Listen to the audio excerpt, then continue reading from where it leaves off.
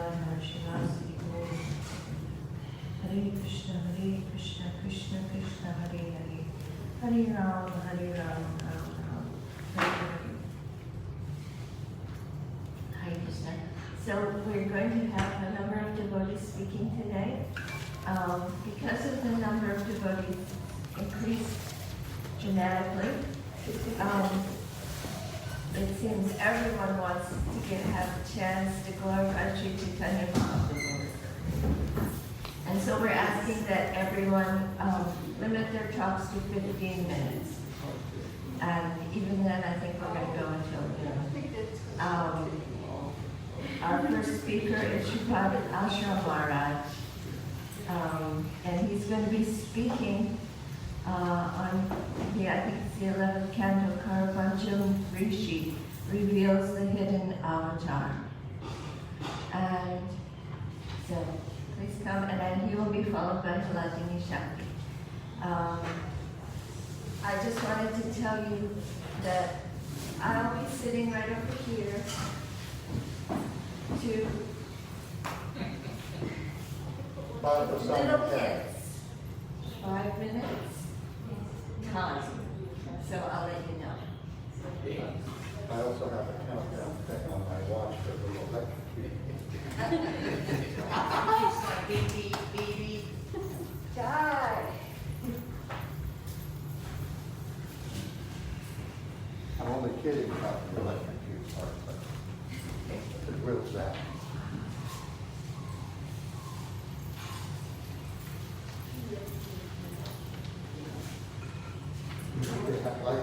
I didn't have any sense. But the schedule is still there. The yellow light.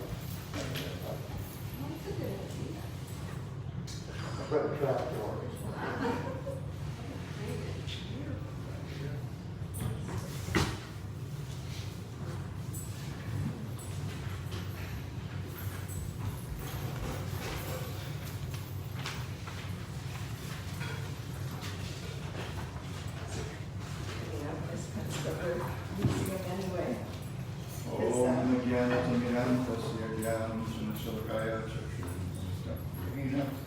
Tasmai Shri Gurave Namaha Shri Chaitanya Mano Vishnu Stapitam Yena Bhutale Svayam Rupa Kadama Svakadantika. That's my certificate. It is certificate. Oops. Everybody wins today. Vancha Kalpataru Yashakapa Sindhaveda Patitanam Bhavanekyo Vaishnavekyo.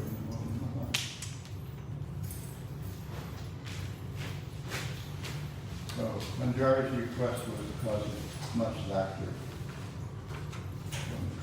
But it was actually Pam's laughter. First she said 20 minutes. And I thought, oh, okay, what do I want to do? Can I do this in 20 minutes? Oh yeah, absolutely impossible. And then she said 15 minutes. My response was just hilarious laughter. So,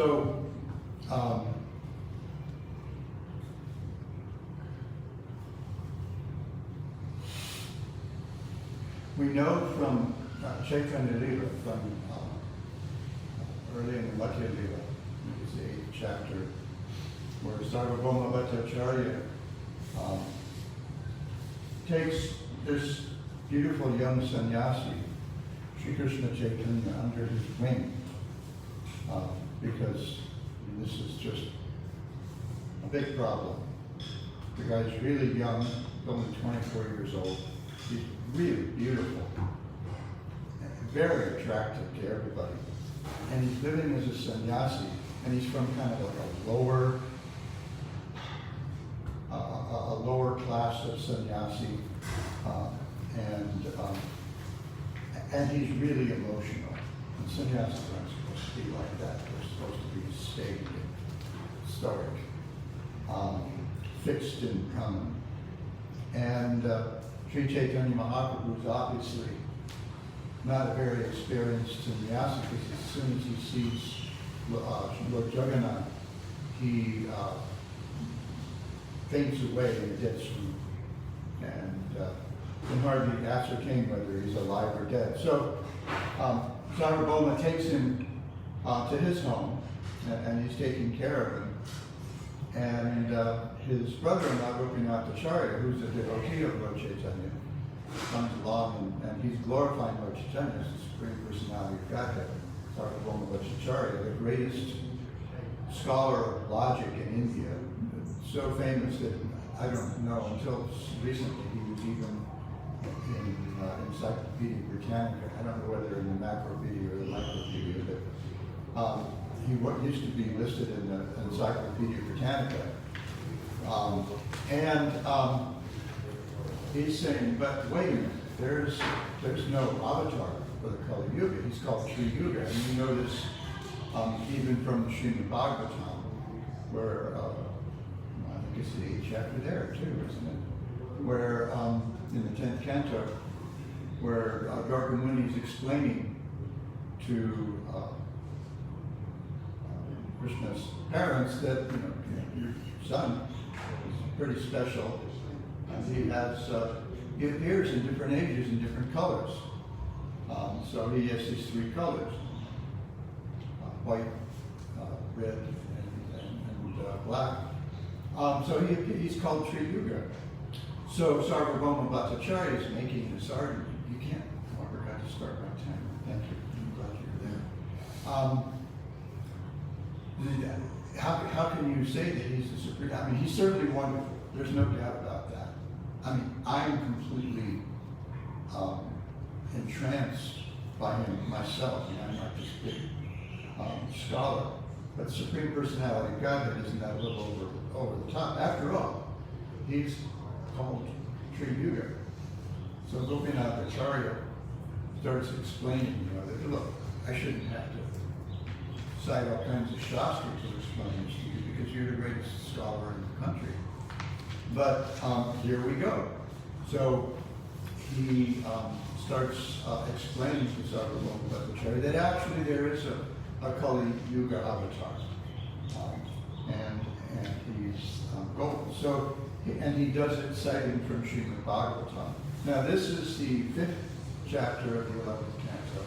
So this is when Karavajana Muni, one of Rishabhdeva's sons, who is called one of the Navayoginas, one of the 9 great sages who were sons of King Rishabhdeva. They were King Nimi met them while on pilgrimage, and he had a question for each of them. So when it was Karavajana Muni's turn, he said, "Could you please explain to me the different colors and characteristics of the avatars, different avatars of the 8 different ages?"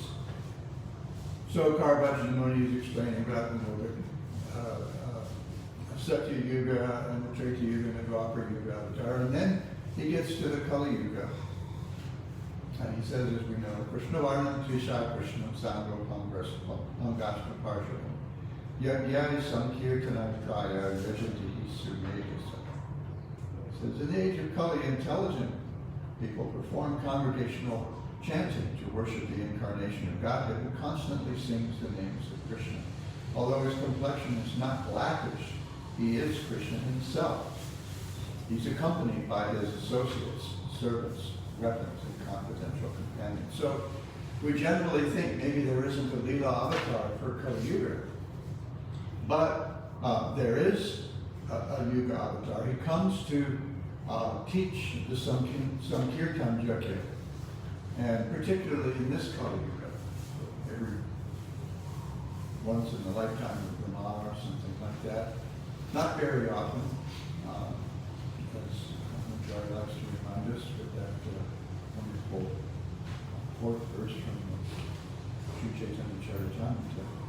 A little rare that actually Krishna himself comes, as we see here in this verse, in the place of the Yuga avatar. And he comes, he's got an internal and external reason for his appearance. One is to teach the Yuga Dharma, and especially to teach everyone Raganga Bhakti, teach them says, I want to make them dance in ecstasy in the 4 different bhavas of Braja Prema. And then he has his own personal reasons, and that is to taste the kind of love that his devotees, especially Srimati Radharani, taste when they're in his company. So then, Caravajana Muni continues with these two very, very famous verses. Jayam Sadapari Pavagnam Avishtadoham Tupaskatam Shiva Viduchi Dhammakam Vidyartiham Ranata Palavavati Korotam Bande Mahapurushate Chanamara. So this is where Lord Chaitanya, the Channa avatar, the hidden, disguised avatar, is revealed right in the Srimad Bhagavatam. My dear Lord, you are the Mahapurusha, the Supreme Personality of Godhead, and I worship your lotus feet, which are the only eternal object of meditation. Those feet destroy the embarrassing conditions of material life and freely award the greatest desire of the soul, the attainment of pure love of Godhead. My dear Lord, your lotus feet are the shelter of all the holy places and all saintly authorities in the line of devotional service, and are honored by powerful demigods like Lord Shiva and Purnima.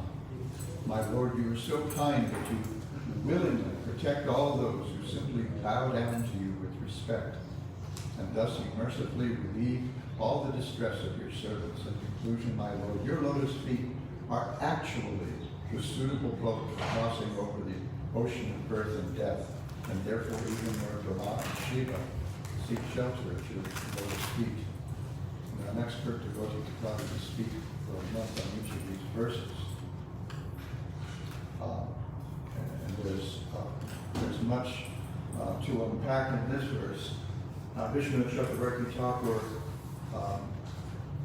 tells us that this avatar generally teaches people to worship Krishna and Rama. And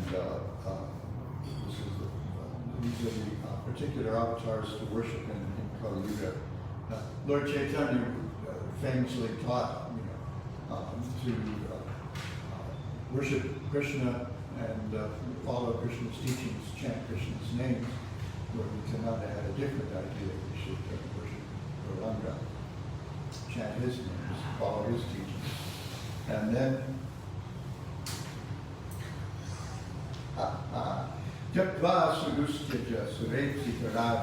so here we see Rama and Lord Chaitanya.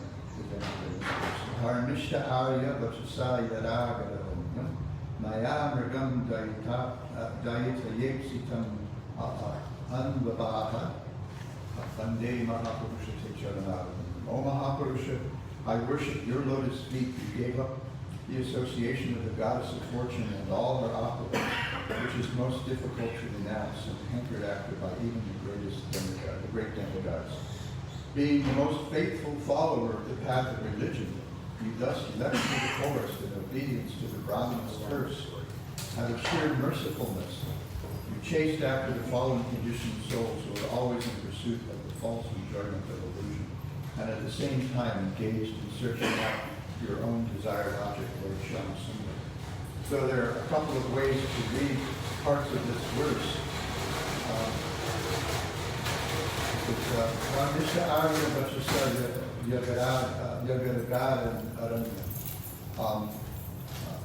Because you're the embodiment of Dharma, you took very seriously in Ramlila, Arya Vachasa, the instructions of your father, and went to the forest, and you chased after this illusory deer on the order of Sita, and therefore abandoned her and let her get kidnapped so there could be this wonderful pastime.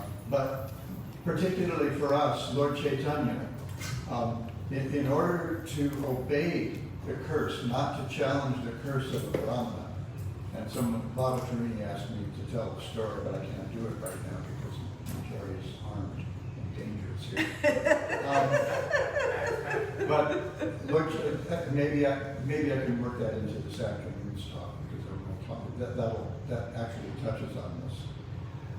He took very seriously this curse of a Brahmana that he would not be able to enjoy his family life. He took it as a blessing and used it to chase after the animal-like residents of Kali Yuga who are completely under the spell of Maya. So here, even in the Srimad Bhagavatam, in one of the most important parts of the Bhagavatam, I have about 18,000 favorite verses in the Bhagavatam. There are like 10 really big places that are all really wonderful, really especially important. Actually 12 of them. But it's this amazing book. So even here in the Srimad Bhagavatam, this Chanda avatar, this hidden avatar, is revealed very clearly for those who have the eyes to see. Now there may have been Bhagavatam commentators who didn't see this, but especially since the six correspondence, this has become really apparent to Lord Chaitanya's followers. So it is so wonderful to have come to in association with all of you that enjoy how special it is to be able to be so lucky to enjoy to hearing about the pastimes of Sri Chaitanya Mahaprabhu. Very rare, extremely rare, in the existence of the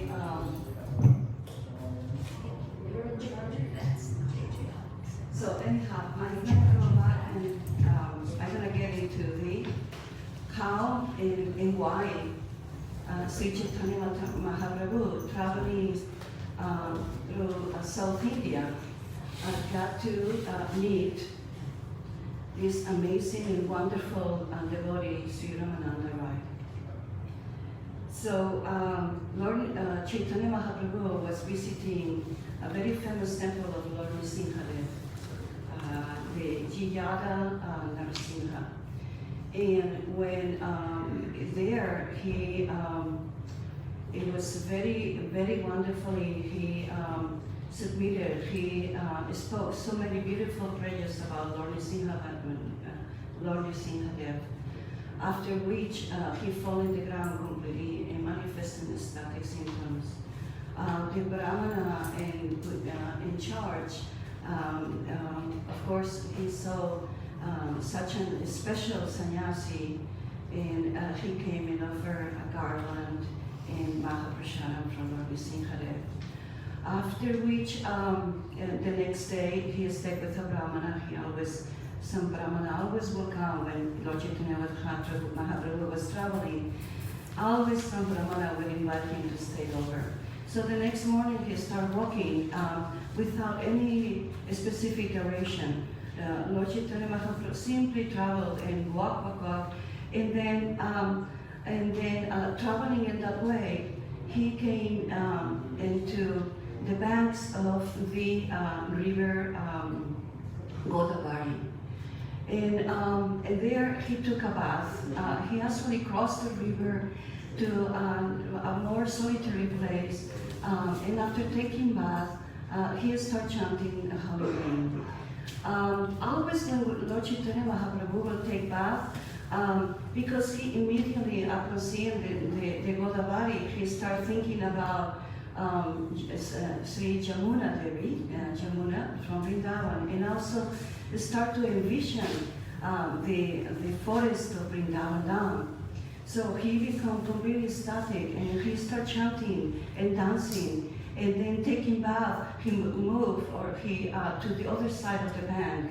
And as he was starting chanting the holy names in that quiet environment, then he saw or he hears some music, and then he heard that this wonderful music, and then in a palanquin, Sarvabhauma Ramananda Rai was arriving, beautifully clothed with very royal garments. He had an entourage of many servants and brahmanas, and he came to take his bath, his daily bath. So after taking bath, Lord Chaitanya Mahaprabhu, immediately he knew who he was. And he was very static, but he held himself back because his mind was completely absorbed. Oh, this great devotee. Sarvabhauma Bhattacharya has told him repeatedly, you must meet this great devotee, Ramananda Roy. So he was very happy. He understood, oh, this is him. And he wanted it to move, but no, he stayed very, very peacefully, chanting, seated. And then, Ramananda Rai, when he saw Lord Chaitanya Mahaprabhu and the effulgence surrounding Mahaprabhu, he understood this very young, beautiful sannyas is of such a special personality. So he walked towards him and paid obeisances to Lord Chaitanya Mahaprabhu. At that time, Lord Chaitanya Mahaprabhu stand up and embrace him. And as they embraced, they realized each other, their moods, their attachment. I have to say at this point that Ramananda Rai is none other than Visakha Devi. Visakha is a beautiful gopi and very intimate friend of Srimati Radharani.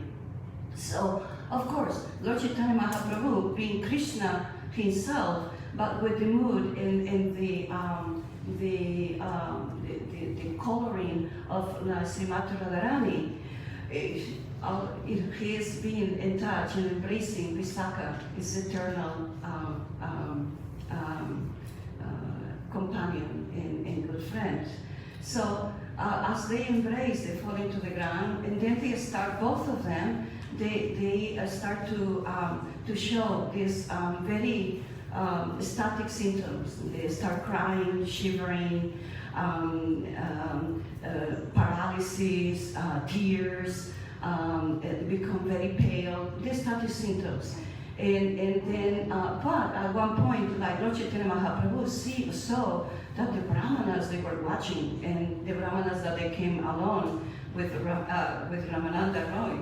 And as he started looking, and of course the Brahmanas are thinking, this is very weird, and because they're very posed Brahmanas, and so Lord Chaitanya Mahaprabhu is like, wait a minute, we have to hold back. So he hold back, and then they stand up, and then glorifications of each other started. Lord Chaitanya Mahaprabhu, told Ramananda Roy, oh, I have heard from you so many wonderful qualities from Sarvabhauma Bhattacharya, and he always wanted for me to meet you. So finally, by the grace and the mercy of his mercy, then I get to meet you. Ramananda Roy, of course, he somehow or other he understood that this sannyas was not other than the Supreme Personality of Godhead. So he glorified Lord Chaitanya Mahaprabhu, stating, "Oh, you have come to save all the fallen souls, the fallen souls, and from all the fallen souls. I am so much in need of your mercy. So please stay here for several days, and help me and help my spiritual life. Help me." So Lord Chaitanya Mahaprabhu agreed on it, and then again he stayed in a house of a Brahmana. The next day, in the evening, he came again to take his bath by the Gaura river, and then waited very nicely, very patiently for Sri Ramananda Rai. When Ramananda Rai arrived, offering obeisances, and Lord Chaitanya Mahaprabhu started very immediately. It's like, you must speak about what is the goal of the human life. What is the goal of the goal, and what is the way or the sadhana? What is the method to attain this goal of life? So these are very essential, and the most essential teachings of Lord Chaitanya Mahaprabhu, that becomes okay. So we are here for millennials, for lifetimes after lifetimes in a constant samsara. And then Lord Chaitanya Mahaprabhu says, now please impart this knowledge. Speak about what is the real goal of life. What are we humans? Huh? And what is the goal of all human life? Then Sarvabhauma, makes them such an amazing personalities, both of them. So Raja Ramananda started to impart this knowledge based on many different Vedic injunctions and structural testimony. And he started speaking that, that Varnasram Dharma is the ultimate goal of life. And but Lord Chaitanya Mahaprabhu is like, okay, well, this is good, very good. People, they have to follow 13 for the more regular people, more regular persons. Yeah, Varnasram Dharma is pretty good. But please speak a little bit farther. Speak a little bit more, because this is external. Mahaprabhu says this is external. Go on, tell a little bit more. So then, let's see. I put Varnasram. So then he explains that actually, when we offer all the results of all the activities that we perform in our daily life to Krishna, that is the ultimate goal of life. And then actually Prabhupada explains that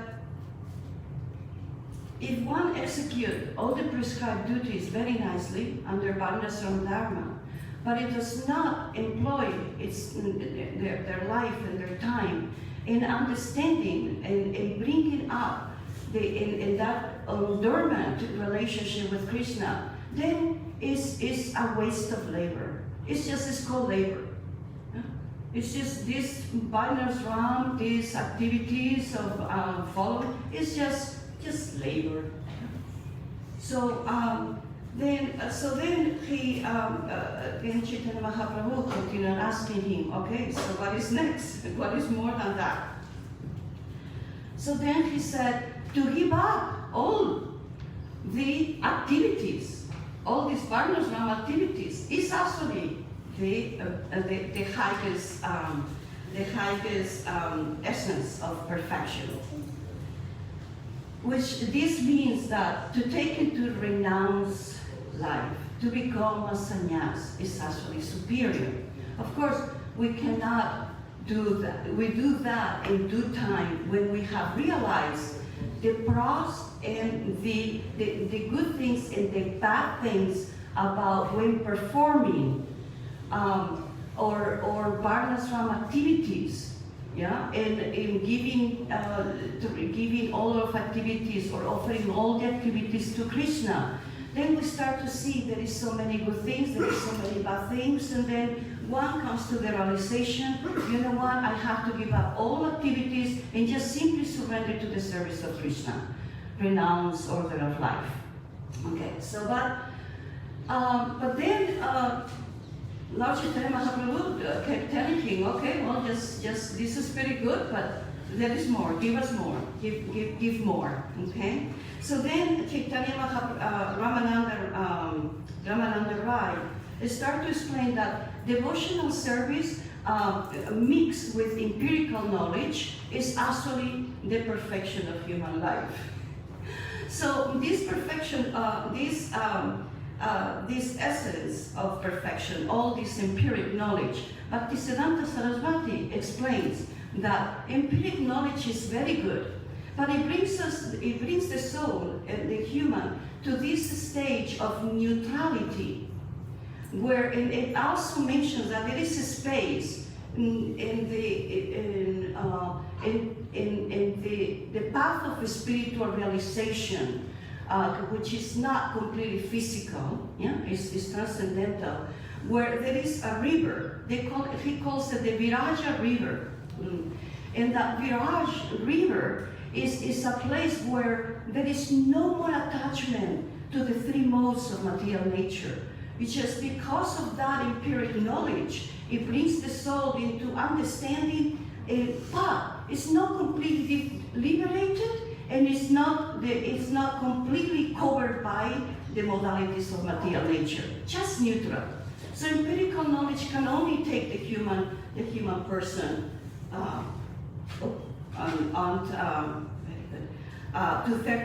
certain level. So then Chaitanya Mahaprabhu asked him to continue. So Ramananda Raj explained that static love for the Supreme Personality of Godhead is the essence of perfection.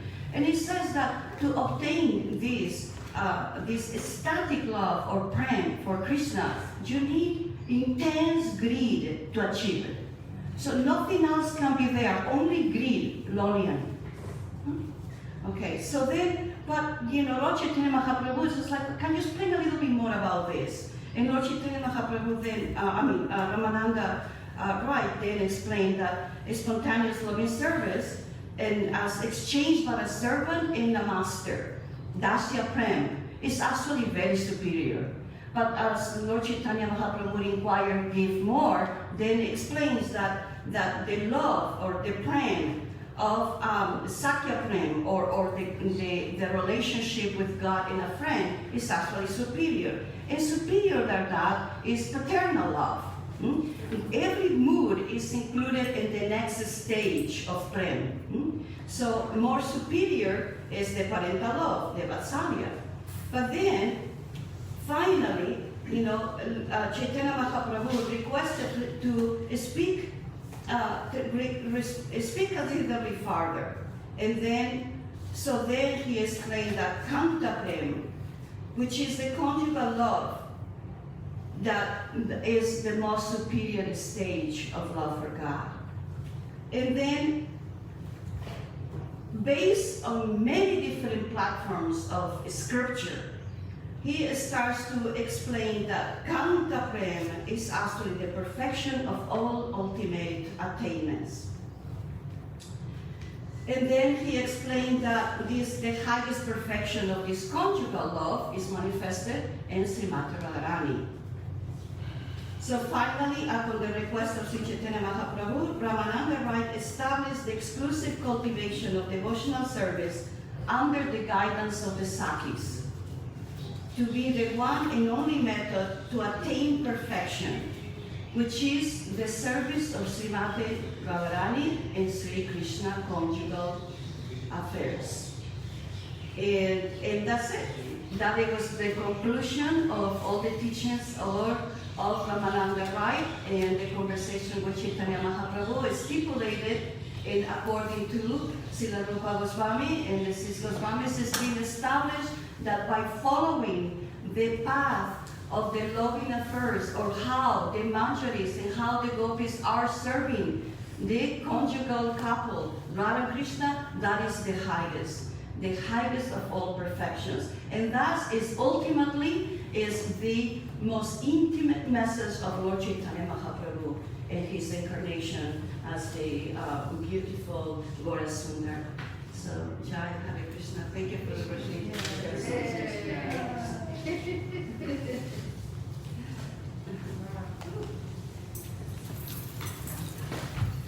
Not set up either. Thank you, Shmazini Shastri, and for giving such a sweet description and detailed description of how Lord Chaitanya met Sri Ramananda Roy, and then the teachings, the conversation between them.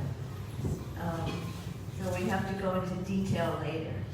This is just a taste. Actually, because everybody's speaking so quickly, we should take this as just a taste. But then Srila Prabhupada would generally, his lectures were about 20 minutes on the average. And he was able to convey so much and change our hearts. So, our next speaker is Kusha. The continental reasons for the advent of Sri Chaitanya Mahaprabhu.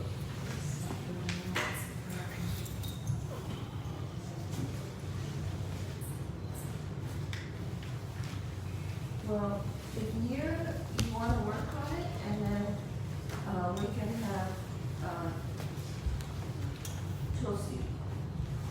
if you don't mind no interference, that'd be great, because Maybe you can just step off to the side. Or I could use move this and I'll sit on the I know side. that there's I- a recording. He's trying to plug it in with that. Well, I don't want to wait for you, so till see, let There you Chelsea go. Vic. It's on, just it's Vic. on. Okay. A little bit of technical difficulty.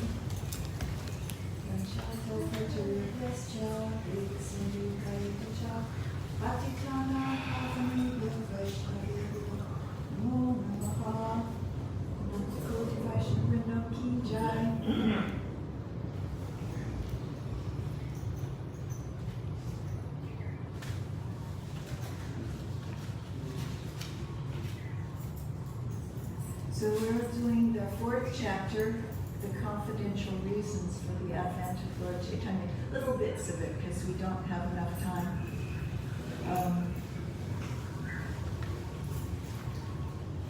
And this is Gaura Purnima 2021, here in New Navadvip.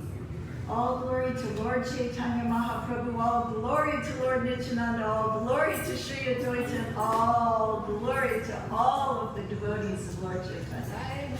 Hare Krishna. We do have this PowerPoint presentation. My favorite thing is getting pictures off the internet.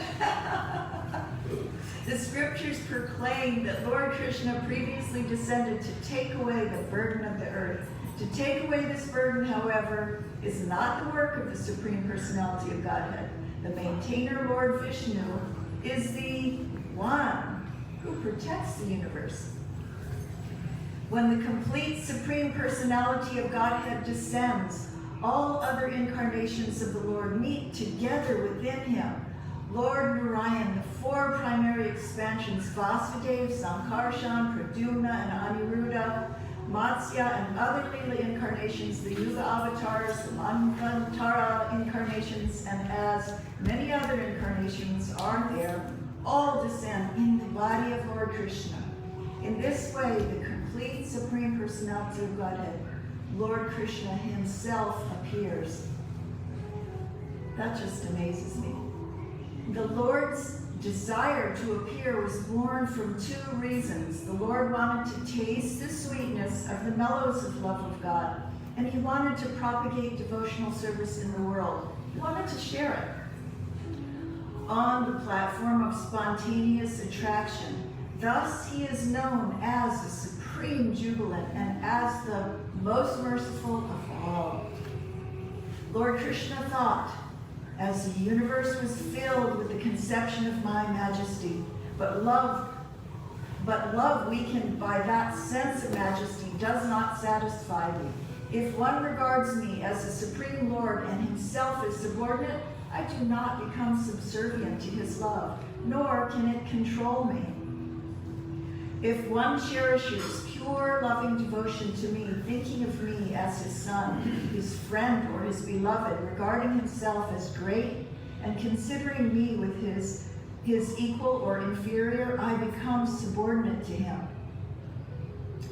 Oh, my dear damsels of Raj, your affection for me is your good fortune. It is the only means by which you have obtained my favor.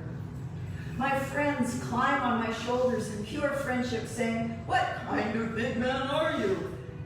You and I are equal." If my beloved consort reproaches me in a sulky mood that steals my mind from the reverent hymns of the Vedas. Oh, stuck. It's not wanting to go forward. I guess it's just it got stuck on that. That was just so much ecstatic symptom that the computer just froze. Taking these pure devotees with me, I shall descend and sport in various ways, wonderful ways, unknown even in Vaikuntha. I shall broadcast such pastimes by which even I am amazed. The influence of Yoga Maya will inspire the gopis with the sentiment that I am their paramour. Neither the gopis nor I shall notice this, for our minds will always be entranced by one another's beauty and qualities. Pure attachment will unite us even at the expense of moral and religious duties, dharma. Destiny will sometimes bring us together and sometimes separate us. Then, by hearing about the pure love of the residents of Raj, devotees will worship me on the path of spontaneous love, abandoning all rituals of religiosity and fruit of activity. Thus, with two intentions, the Lord appeared with his devotees and tasted the nectar of praying with the congregational chanting of the holy name. Thus he spread kirtan even among the untouchables. He wove a wreath of the holy name in prema, with which he garlanded the entire material world. There was a great increase in mellow in the unwedded conjugal mood. Such love is found nowhere but in Vraj. This mood is unbounded in the damsels of Vraj, but among them it finds its perfection in Sri Radha. Her pure, mature love surpasses that of all others. Her love is the cause of Lord Krishna's tasting the sweetness of the conjugal relationship. Therefore, Lord Gauranga, who is Sri Hari himself, accepted the sentiments of Radha and thus fulfilled his own desires. The loving affairs of Sri Radha and Krishna are transcendental manifestations of the Lord's internal pleasure-giving potency. Although Radha and Krishna are one in their identity, they separated themselves eternally. Now these two transcendental entities have again united in the form of Sri Chaitanya. I bow down to him who has manifested himself with the sentiment and complexion of Srimati Radharani. Although he is Krishna himself, Radha and Krishna are one and the same, but they have assumed two bodies. Thus they enjoy each other, tasting the mellow of love. Now to enjoy rasa, they have appeared in one body as Lord Chaitanya Mahaprabhu. I am the full spiritual truth and am made of full joy, but the love of Srimati Radharani drives me mad. I do not know the strength of Radha's love, with which she always overwhelms me. The love of Radhika is my teacher, and I am her dancing pupil. Her prema makes me dance various novel dances. Oh, my beloved friend Vrinda, where are you coming from? Whatever pleasure I get from tasting my love for Srimati Radharani, she tastes 10 million times more than me by her love. The thirst of one who always drinks the nectar of that sweetness is never satisfied. Rather, that thirst constantly, and it dropped off there, so who knows, I might have cut something. Only Radhika, by the strength of her love, tastes all the nectar of my sweetness. Although Radha's love is pure like a mirror, its purity increases at every moment. My sweetness also has no room for expansion, yet it shines before that mirror in newer and newer beauty. There is constant competition between my sweetness and the mirror of Radha's love. They both go on increasing, but neither knows defeat. My sweetness is always newer and newer. Devotees taste it according to their own respective love. If I see my sweetness in a mirror, I am tempted to taste it, but nevertheless I cannot.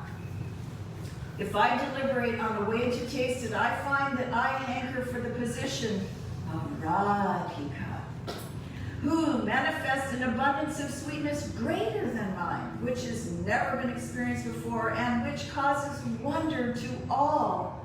Alas, I myself, my mind bewildered upon seeing this beauty, impetuously desire to enjoy it. Like Srimati Radharani, the beauty of Krishna has one natural strength. It thrills the hearts of all men and women, beginning from Lord Krishna himself. He's in love with himself. It's wonderful. All minds are attracted by hearing his sweet voice and flute, or by seeing his beauty. Even Lord Krishna himself makes efforts to taste that sweetness. Whenever there is unselfish love, that is its style. The reservoir of love derives pleasure when the lovable object is pleased. When the pleasure of the Lord interferes with the service of the Lord, the devotee becomes angry towards such ecstasy. Sri Daruka did not relish his ecstasy, feelings of love, ecstatic feelings of love, for they caused his limbs to become stunned and thus obstructed his service of fanning. Lord Krishna, the lotus-eyed Radharani, powerfully condemned the ecstatic love that caused a flow of tears that hindered her sight of Lord Krishna, of Govinda. The natural love of the gopis is devoid of any trace of lust. It is faultless, bright, and pure like molten gold. The gopis are helpers, teachers, friends, wives, dear disciples, confidants, and serving maids of Lord Krishna. Oh, Partha, I speak to you the truth. The gopis are my helpers, teachers, disciples, servants, friends, and consorts. I do not know what they are not to me. My dear friends, just see how Sri Krishna is enjoying the season of spring, with the gopis embracing each of his limbs. He is like amorous love personified. With his transcendental pastimes, he enlivens all the gopis and the entire creation. With his soft bluish black arms and legs which resemble blue lotus flowers, he has created a festival for Cupid. Lord Sri Krishna Chaitanya is the abode of Ras. He himself tasted the sweetness of rasa in endless ways. Desiring to understand the glory of Radharani's love, the wonderful qualities in him that she alone relishes through her love, and the happiness she feels when she realizes the sweetness of his love, the Supreme Lord, Hari, richly endowed with her emotions, appeared from the womb of Srimati Sachi Devi as the moon appeared from the ocean. Once Lord Krishna considered within his heart, everyone says that I am complete bliss, full of all rasas. All the world derives pleasure from me. Is there anyone who can give me pleasure? One who has 100 times more pleasure, more qualities than me could give me pleasure, could give that pleasure to my mind. One more qualified than me is impossible to find in this world, but in Radha alone I feel the presence of one who can give me pleasure. I'm almost done. And although my touch is cooler than 10 million moons, I am refreshed by the touch of Srimati Radhika. Thus, although I am the source of happiness for the entire world, the beauty and attributes of Sri Radhika are my life and soul. In this way, my affectionate feelings for Srimati Radharani may be understood, but on analysis, I find them contradictory. My eyes are fully satisfied when I look upon Srimati Radharani, but by looking upon me, she becomes even more advanced in satisfaction. My dear auspicious Radharani, your body is the source of all beauty. Your red lips are softer than the scents of immortal sweetness. Your face bears the aroma of a lotus flower. Your sweet words defeat the vibrations of the cuckoo, and your limbs are cooler than the pulp of sandalwood. All my transcendental senses are overwhelmed in ecstatic pleasure by tasting you.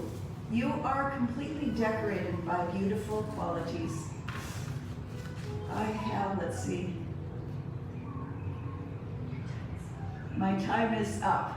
The best is yet to come, to be continued. Woo-hoo! Hare Krishna, Jai Shri Chaitanya Mahaprabhu. 3 more Krishna. Jai Srila Prabhupada.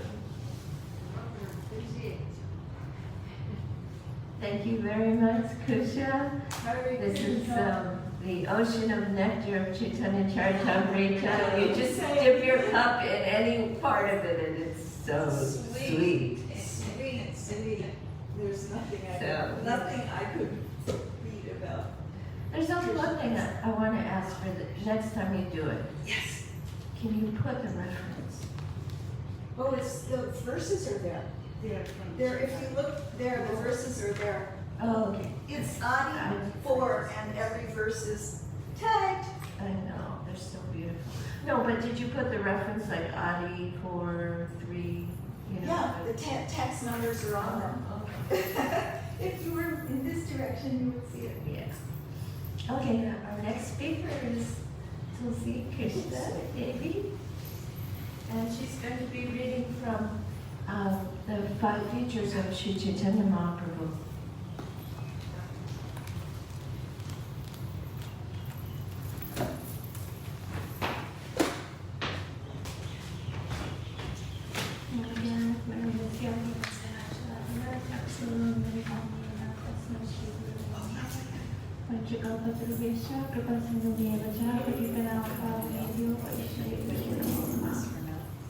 So yes, this is from Lord Chaitanya and 5 Features, which is from the Adi Lila, chapter 7. And I'm just going to be reading, playing it safe.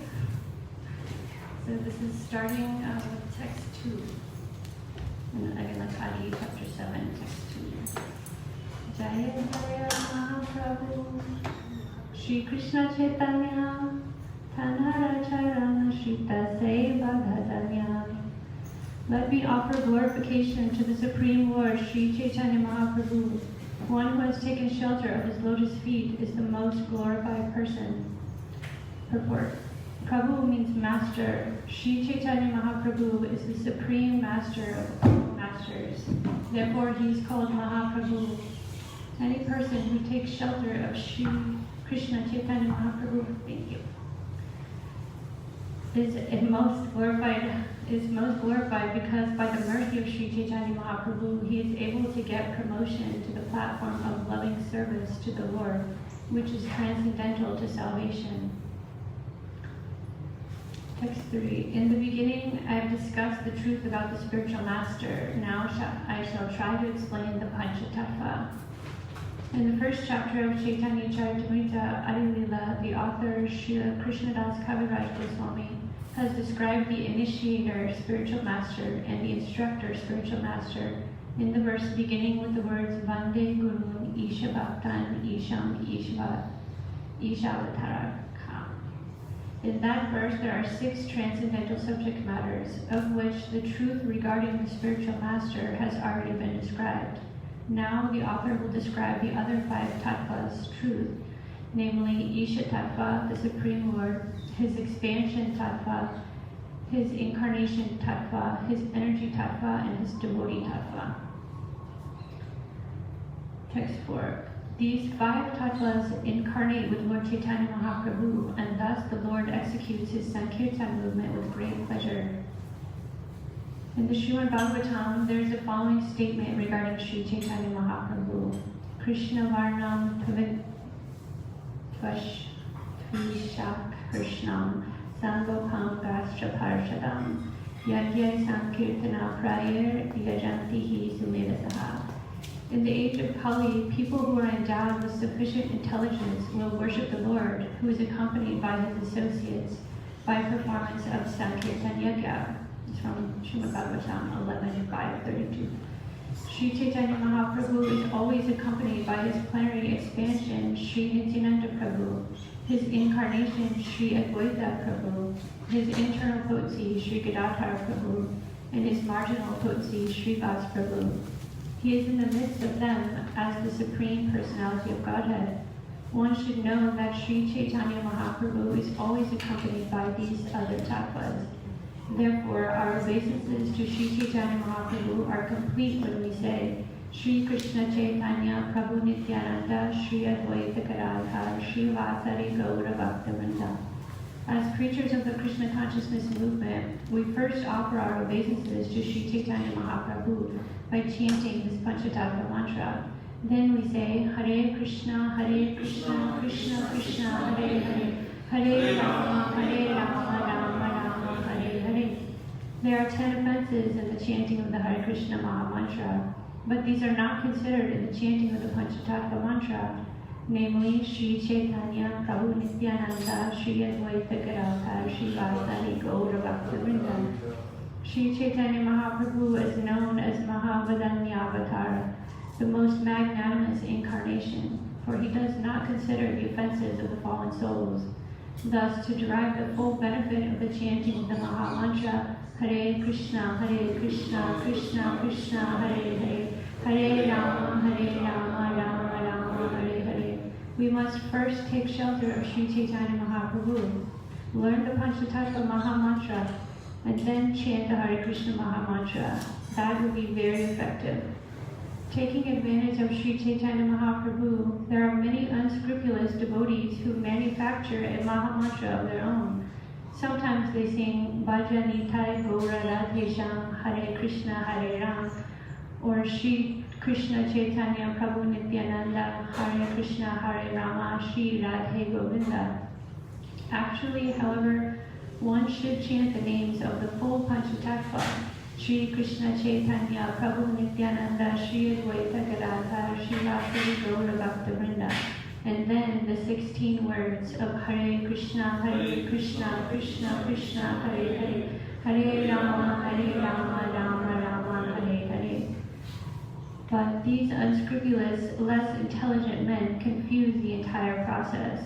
Of course, since they are also devotees, they can express their feelings in that way.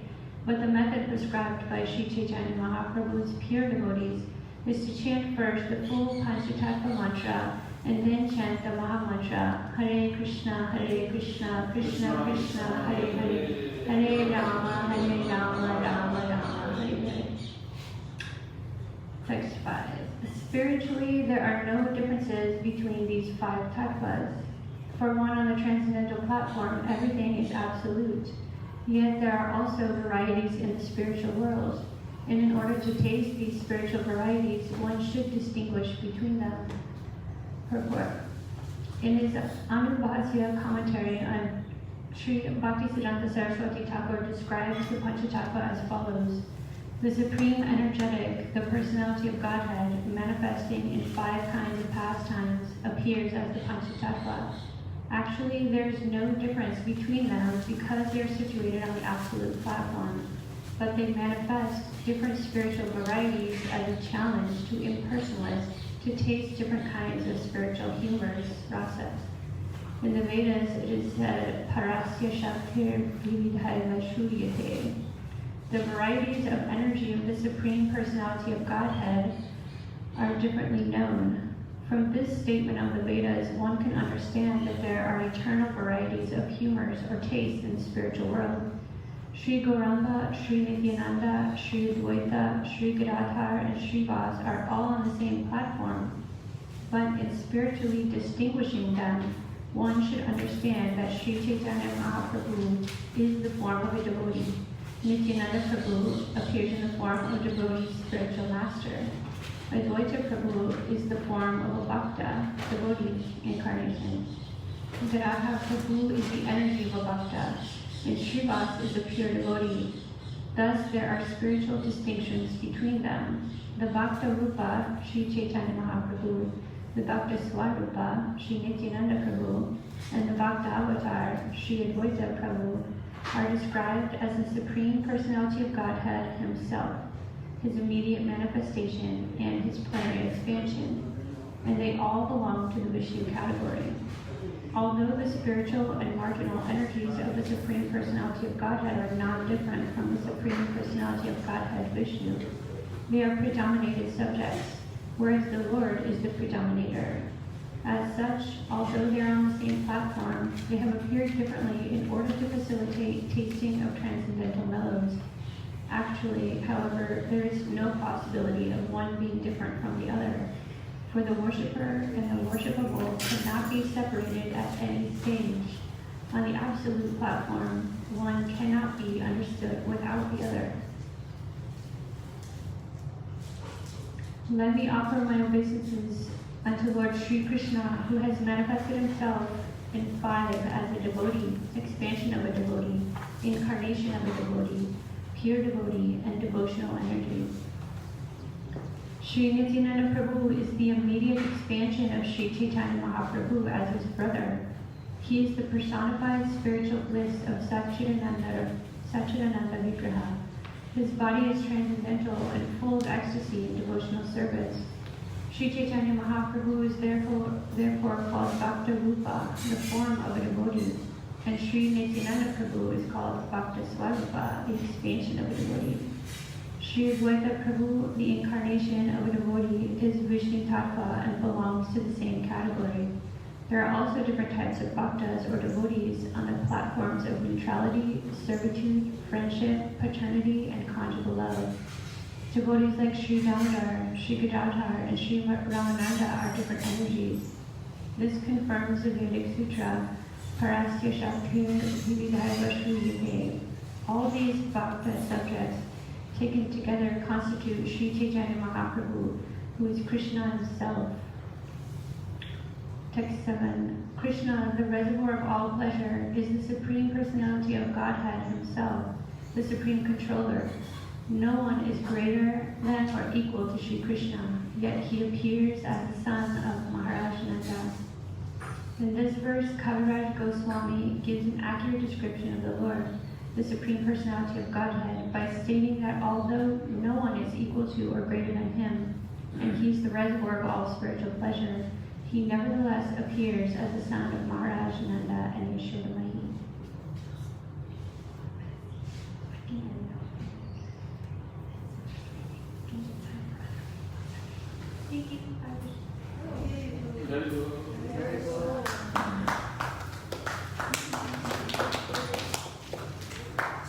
Thank you, Tulsi.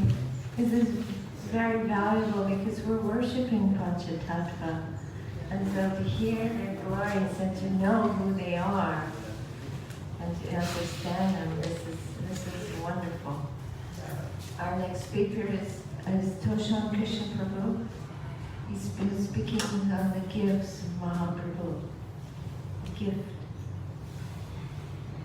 Yes.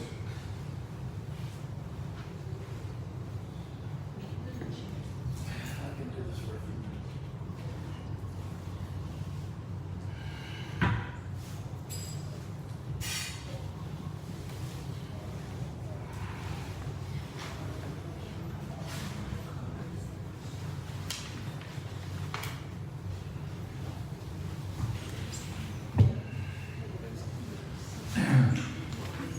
Namam Vishnu Padaya Krishna Prastaya Bhutale Srimati Bhakti Vedanta Swami Namane Namaste Saraswati Deve Gauravani Pracharine Nirvishesha Sunyavadi Nashchachari Sakarine Om Agyanatimaram Dasya Nandana Salakaya Chaksun Sri Gurave Namaha Sri Chaitanya Manabhistam Stapitam Dina Bhutale Swayam Rupa Dharati Svapadantikam. I think we're all feeling the nectar of this meditation, of the Shabda, this sound vibration, this Hari Katha of Chaitanya Mahaprabhu. I think we're all feeling it. And we're also, it's an interesting thing, when we talk about Krishna, it's unlimited. There is no end to the different ways, the different lila, the different aspects, the qualifications. So it is with Chaitanya Mahaprabhu. There are so many ways, endless ways, and it never becomes tiring. But another interesting thing is also, just to remember, that when Mahaprabhu comes, he comes with his associates. He never comes alone, just like Krishna. When Krishna comes, he comes with the whole Yadu dynasty, Yadu Vamsa, all his associates. Even when he speaks, when he elaborates, and it reveals different aspects about himself. He does it through his devotees. It's like he speaks Bhagavad Gita, but he does it with Arjuna. Everything is with his devotees. So it is with Chaitanya Mahaprabhu. He comes with his associates. And then he expands. These associates expand, and there are many branches. So there's no question of God, the Supreme Lord, coming alone. The Panchatattva begins with the 5 features, the Panchatattva, but it goes on and on and on, keeps expanding. So even this other area, we can say the unlimited Leela pastimes, qualities of Krishna, we can also say about Lord Chaitanya, but we can also say about all his devotees. Well, this is the ocean of devotion and service that is unlimited. Because God comes with his devotees, it means one and the same. But if we want to enter into that relationship personally, ourselves, those of us sitting here today, want to get into a relationship with Krishna, as just mentioned, that would be wrong. We can't, it would not be wrong to aspire for it, certainly not. That is our birthright. But today, I am going to be a Gaura.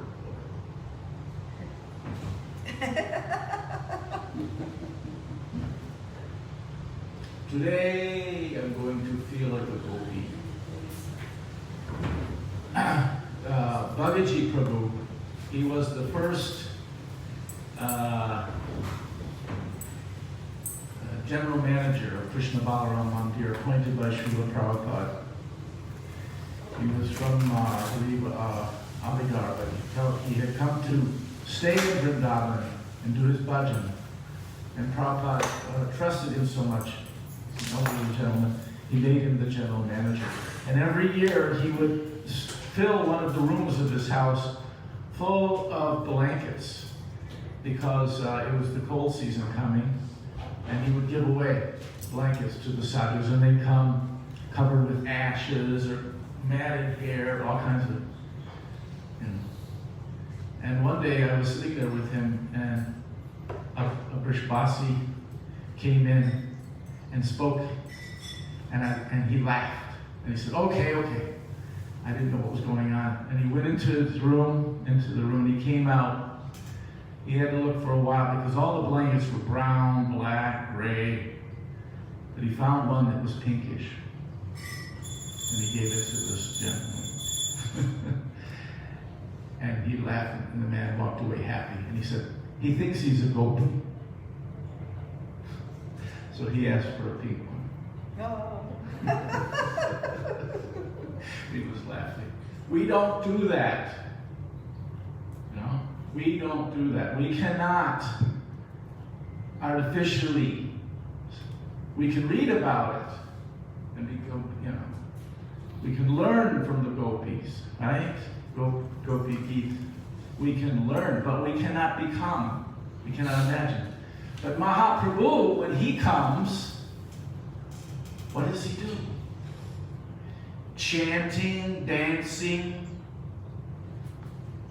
taking prasad, going to Rath Yatra, Hari Katha, destroying the Mayavadis.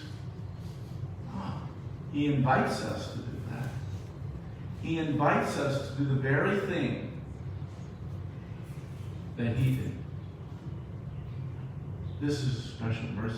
God comes and he demonstrates what it is to become a devotee. He becomes the perfect devotee. He has his associates engage in the process, and then he invites us to participate in the same activity. And therefore, it's very clearly stated, how much time we got? That, okay. that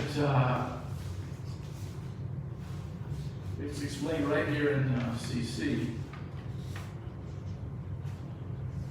In case there's any doubts. That by his inconceivable powers, the Lord became the gardener, the trunk and the branches simultaneously of the tree. But the Lord is the tree of devotional service. Okay? And Paramananda Puri, Keshava Bharati, Brahmananda Puri, Brahmananda Bharati, Sri Vishnu Puri, Keshava Puri, and Krishnananda Puri, and Srila Sringatirtha, and Shukananda Puri. These 9 sannyasis roots all sprouted from the trunk of the tree. Thus, the tree stood steadfastly on the strength of these 9 roots. So this is the tree, Lord Chaitanya. With the sober and gray, Paramananda Puri is the central root, and the other 8 roots in the 8 directions. The tree of Chaitanya Mahaprabhu stood firmly. Okay? This is the tree. And then the next verse, thus the branches of the Chaitanya tree formed a cluster or society with great branches covering all the universe. And then in the purport, there's one sentence. The International Society for Krishna Consciousness is one of the branches of the Chaitanya tree. Haribo! Haribo! Haribo! What is the point of this? The point is, today, through the Parampara, we are engaging in the very same process that Chaitanya Mahaprabhu and his associates did. Chaitanya Mahaprabhu is not a historical figure that came, did something, some people recorded it, and he left. But he's the tree. It says he's the tree, he's the branches, he's the trunk of all these branches, and the branch of ISKCON is still there. So we today are allowed, unlike those who try to imitate the gopis, the cowherd gopis, we can in fact imitate not the parikars, those who are most exalted, intimate associates of Mahaprabhu. We're not talking about it. But we're talking about this pastime of chanting and dancing.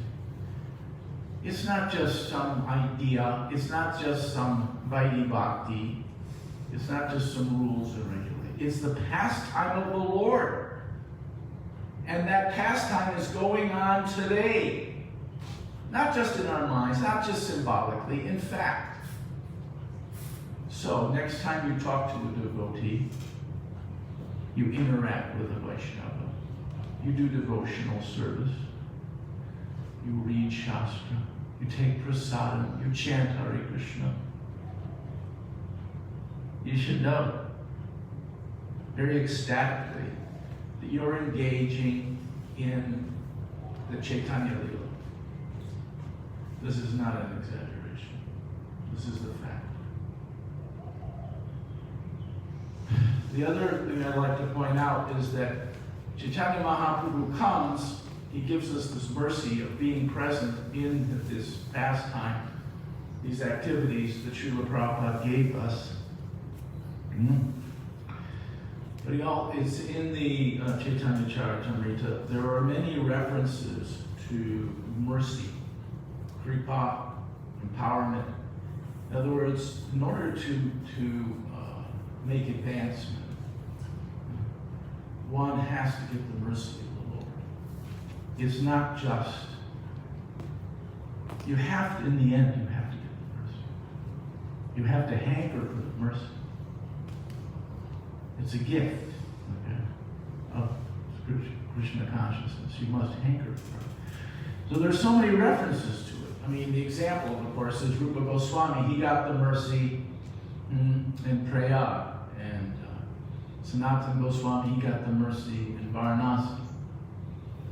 But there's so many examples. Wait, 5 more minutes? Okay. There's so many examples of getting the mercy of Lord Chaitanya Mahaprabhu. But these are in fact the bedrock of the process. You cannot spread Krishna consciousness or be Krishna conscious without the mercy of the Lord. It's not possible. That's our philosophy. You have to get the mercy. In Bhagavad Gita even it says, Sarvasya chaham priti sanivastoma tasmatir genamo omnamcha. The dice just there, in order to remember anything even, to have knowledge even of any kind, we are always dependent. We're always dependent. So we have to get the mercy. And I'd just like to read, I think it's fun to read, different examples of the empowerment or mercy that are mentioned directly. These are picked from verses from the Chaitanya Charitamrita. Krishna Shakti. I think you can all understand. Krishna Shakti, empowerment from Krishna. Kripada, mercy, special benediction. Pancharya, bestowing. To bestow. In other words, we are dependent on being bestowed. Sarva Shakti, all potencies. Chancharya, endowing or infusing. Kripakari, showing causeless mercy. Kripa Amritena, so the Amrita, the nectar, getting the nectar.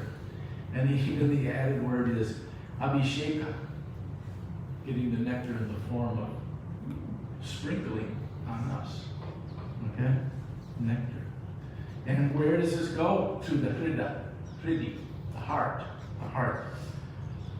Priyana inspires. Krishnasya Hetave, gaining Krishna's mercy. And Achintya Shakti, inconceivable. How? So these things, where are they coming from? We are dependent on this. And yet, I think as individuals, I certainly do, and I think it's pretty common, we say to ourselves, whoa, getting the mercy of God, that's a great idea. But I don't know if I'll get that. I'm not quite sure. I might chant Hare Krishna, I could chant, and I could associate with boy, I could do service. But to really get Krishna's mercy, will I really get it? So Prahlad Maharaj, when he's praying to Lord Nrsimhadev, he's very bold and very, very casual and intimate. He says, oh, because I'm your devotee, you have to give it to me. And in the purport, Srila Prabhupada quotes a verse from Srimad Bhagavatam, which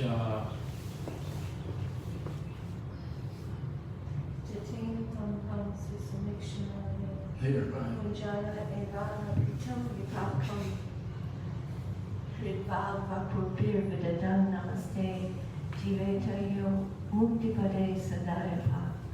This is the verse Lord Brahma speaks this to Krishna when he's apologizing. And this verse is also spoken by Sarvabhauma Bhattacharya. He quotes it to Sri Chaitanya Mahaprabhu.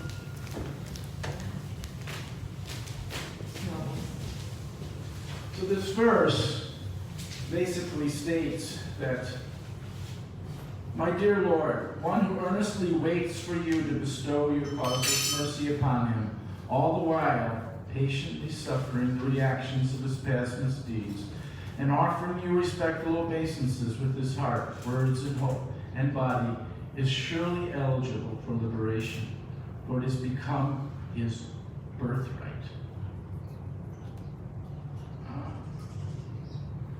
And Sridhar Swami, someone we don't generally study so much, but certainly quoted regularly by Prabhupada the Acharyas, Sridhar Swami explains in his commentary on this particular verse that, yeah, What if you're the son of a very great man or a rich man and you have an inheritance coming?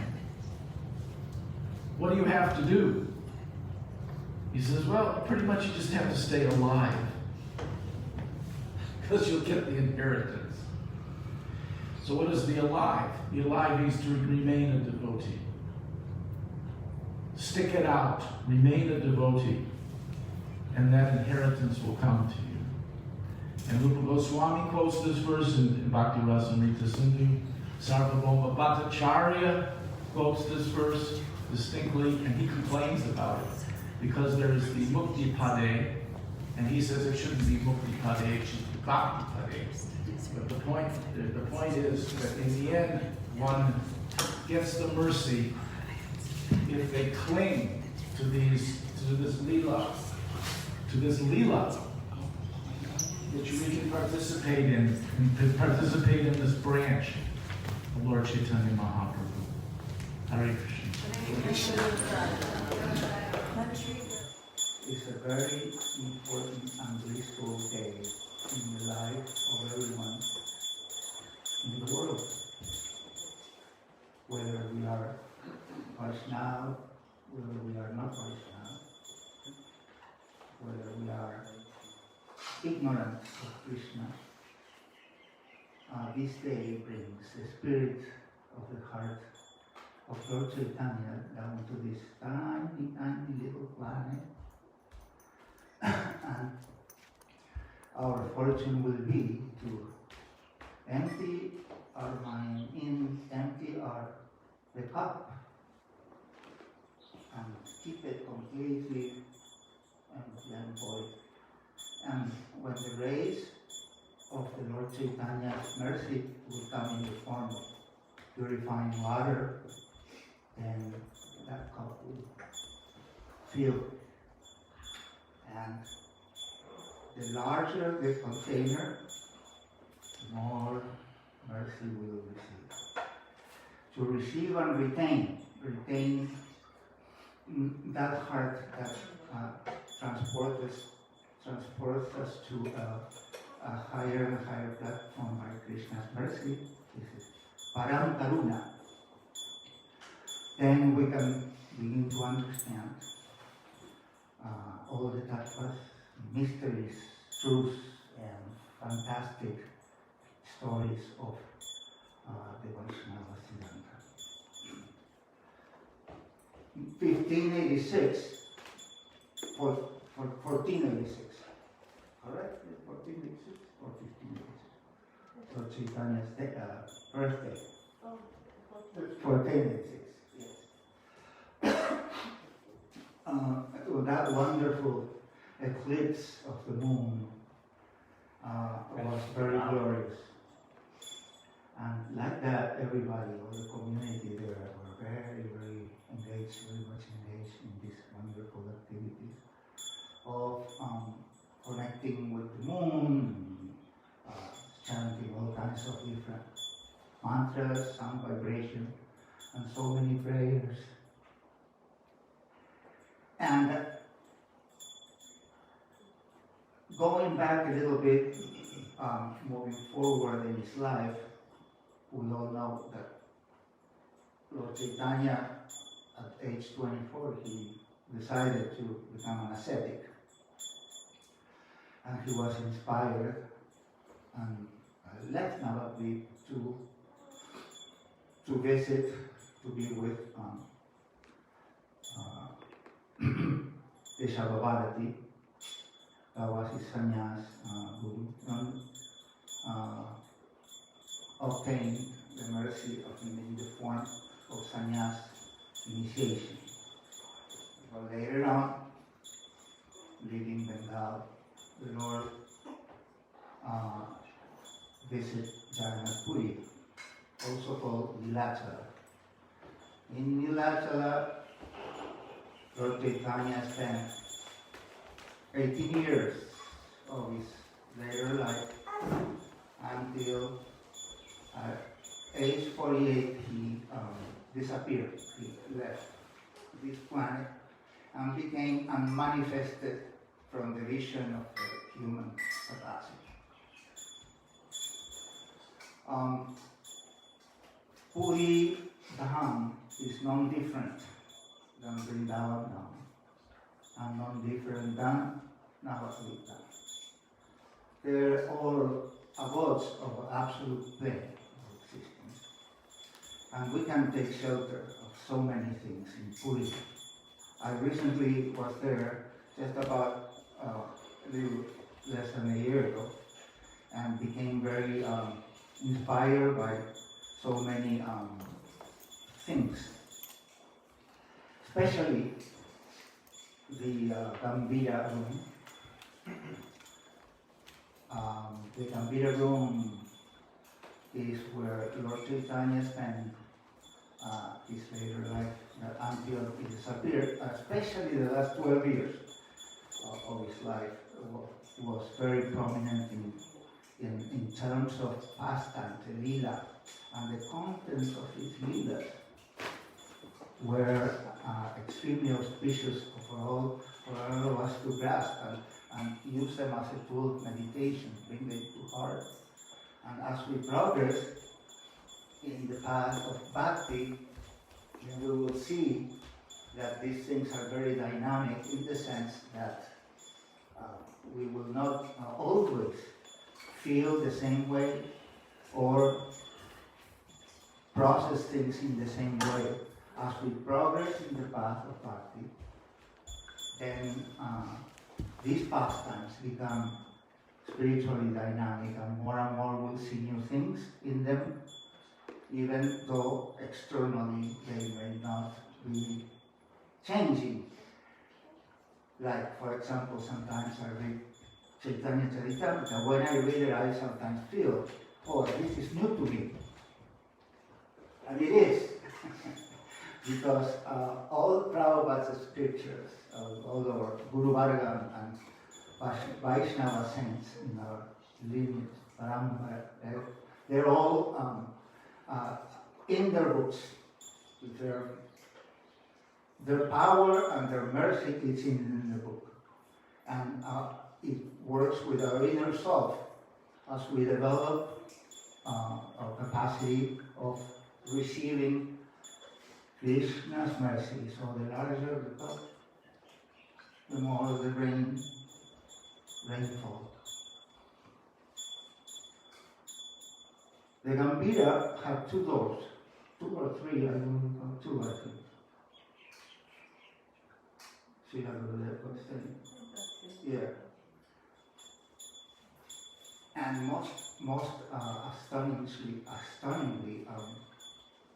he will just sometimes, when no one was guarding him, he will just leave in the middle of the night, disappear and go towards the ocean. The Gambira is located on the east side of Jagannath Temple. From there, the access to the sea, the ocean is very, very good. And he will go and manifest those fantastic moments of divine ecstasy, the achintya, inconceivable states of consciousness and the states of love in the mood of Srimati Radhika. This mood is basically incomprehensible to the conditioned jivas or the regular people in general. But the devotees will search after him. They go try to find the Buddhist or in the middle of the night. So he will reach the ocean and, for example, fall down. Everybody will come and in a certain instance, all the limbs, upper limbs and lower limbs of the body of Mahaprabhu were completely elongated. More like the stature of his body will be more like from 8 or 9 feet tall. And then in detail, would you see the joints of his body between the wrist or the finger joints? There will be segments of tissue elongated up to 5 or 7 inches. So how pick up someone in that state, you know. So this thing is something majestic. He was foaming at the mouth sometimes, releasing some foam and saliva, and the devotees will be engaging in trying to solve the problem because they want to see that the Lord will be back towards his own original self. And they will begin to chant, Hare Krishna, Hare Krishna, Krishna Krishna, Hare Hare, Hare Rama, Hare Rama, Rama Rama, Hare. 25. Thank you, brother. So this went on until the sunrise, and then finally, after many hours, minutes and hours of chanting this fantastic holy name, he would return to his original state of being physically and also mentally. He would return, and then he was taken back into the Gambhira, until one day Swarup Damodar decided to bring someone as a security person to the Gambhira. And they saw, okay, if you put someone there, then he will be able to guard them, you know, not let Mahaprabhu go and wander in the middle of the night. Because the room was locked. The whole Gambhira room was locked. One lock here, one lock there, and Mahaprabhu would just take off and go anyway. And when they were searching for him, all the locks were completely locked. Yes. So they brought a devotee named Govinda Das, and he's volunteered to be with Mahaprabhu throughout the night. And sometimes he was called in Bengali the pillow devotee. Why? Because he would just bring Mahaprabhu and let him rest on his legs. And he will just cover him with a little very soft loincloth for him not to be cold in the winter. And sometimes Govinda would fall asleep very deeply because of his service, very tired.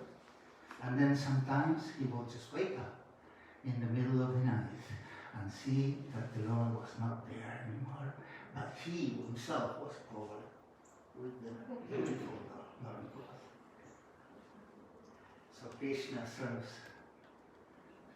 his devotees here, beloved devotees, even better than we can ever dream of serving him. So the King Taparudra time, okay, well, you know, thank you very much. All glories to Sri Chaitanya Mahaprabhu, glories to Nityananda, and the whole Panchatattva. Hare Krishna, Hare Krishna, Krishna Krishna, Hare Hare, Hare Rama, Hare Rama. Sri Gaura Purnima ki Jai. Thank you very much, Arun Daksha Prabhu, for sharing his experiences visiting Jagannath Puri and the Gambhiras. It's very wonderful and it makes us all want to go to Jagannath Puri. I want to show you this flower. This is called golden champa. Nag Champa? Golden champa. Champa. Like Nag Champa? No, it's called golden champa. I'm saying, is it related to it's also Nag Naga. It's also Naga Champa. It's another. No, Nag champa looks like this. It grows on a completely different tree. It's a vine that grows on these tall trees in Puri, and they have a little nag, like a little snake. Champa So without golden a K. champa, we're growing here. You're saying And, Champa without a K, right? Out of the tree out there. Because they're Trying Champa. to understand it. And say it should. This is with the K or Champa, without? champa. This is how it's known in India. And this is offered to Lord Jagannath in Puri. I've seen it. And this flower, maybe you've seen in the books, chameli. This is chameli. Mount Orange is chameli. Juhi, chameli. Juhi is what you call it? Jasmine. And this is champa. And this is called Har Shingar, or also known as Parijata. And we have it here, it's a tree in the back. You can see the little orange stem. And this tree has a special quality where the flowers fall at Mangalartik time. So Radha and Krishna are sleeping and they're woken up in the kunj by the flowers falling on them. So it's like Also the one that Krishna stole from Jamala. yeah, but I'm not sure that's the same one. But it's commonly known as Parijata. They smell heavenly. Yeah. Each one of these smells heavenly. Yep. The Pujaris have chosen them for the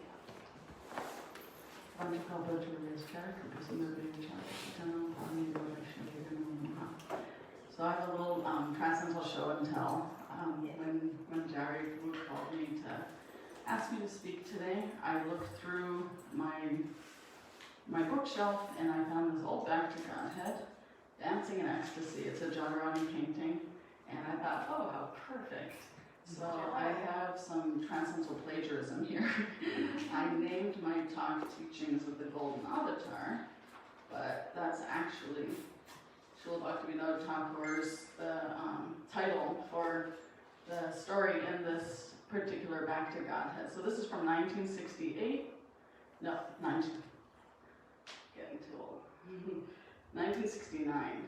So I just had to share this because it's very interesting. It's super professional. They have all of these commercials from different kind of far out places, like in San Francisco. There's a restaurant that serves brown rice, vegetables, and apple cider.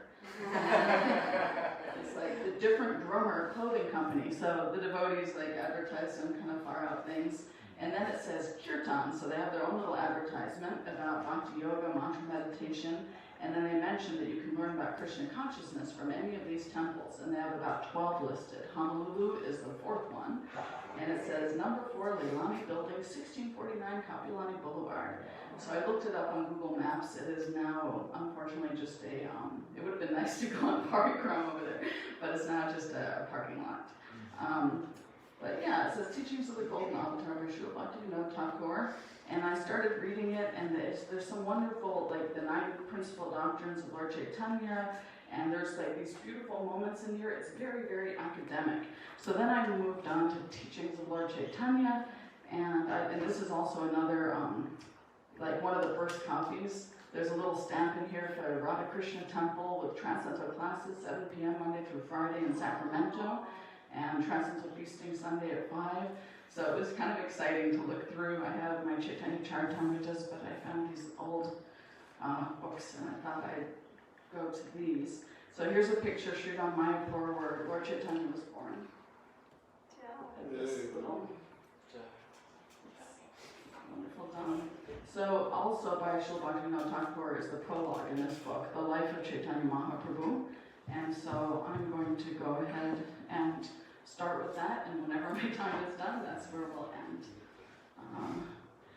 Chaitanya Mahaprabhu was born in Mayapur, in the town of Nadia, just after sunset on the evening of the 23rd Phalgun, 1407 Sakabda, which is the same thing as February 18th, 1486 of the Christian era.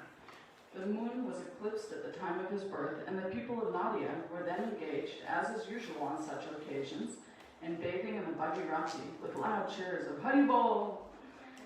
His father, Jagannath Mishra, was a poor Brahmin of the Vedic order, and his mother, Sachi Devi, was a model good woman, both descended from Brahmin stocks originally residing in Sylhet. Mahaprabhu was a beautiful child, and the ladies of the town came to see him with presents. His mother's father, Pandit Nilambar Chakravarti, a renowned astrologer, foretold that the child would be a great personage in time, and he therefore gave him the name Vishwambar. The ladies of the neighborhood styled him Gaura on account of his golden complexion. I was told that when Americans or Westerners come to India and they're going to the different shops to shop, that people will tell each other, oh, Gaura, meaning like fair and basically wealthy. And it was described to me that it's actually the color of ghee, like it's the cream. Oh, here comes the cream, here comes the money pockets. So when I think of this Gaura, I think of this beautiful golden ghee complexion. Beautiful. His mother called him Nimai on account of the neem tree near which he was born. Beautiful as the lad was, everyone heartily loved to see him every day. As he grew up, he became a whimsical and frolicsome lad. After his 5th year, he was admitted into a school where he picked up Bengali in a very short time. Most of his contemporary biographers have mentioned certain anecdotes regarding Chaitanya, which are simply records of his early miracles. It is said that when he was an infant in his mother's arms, he wept continually, and when the neighboring ladies and his mother cried, Hari Bol, he used to stop. Thus, there was a continuation of the utterance of Hari Bol in the house, foreshowing the future mission of the hero. It has also been stated that when his mother once gave him sweetmeats to eat, he ate clay instead of the food. His mother asked him the reason. He stated that as every sweetmeat was nothing but clay transformed, he could eat clay as well. His mother, who was the consort of a pundit, explained that every article in a special state was adapted to a special use.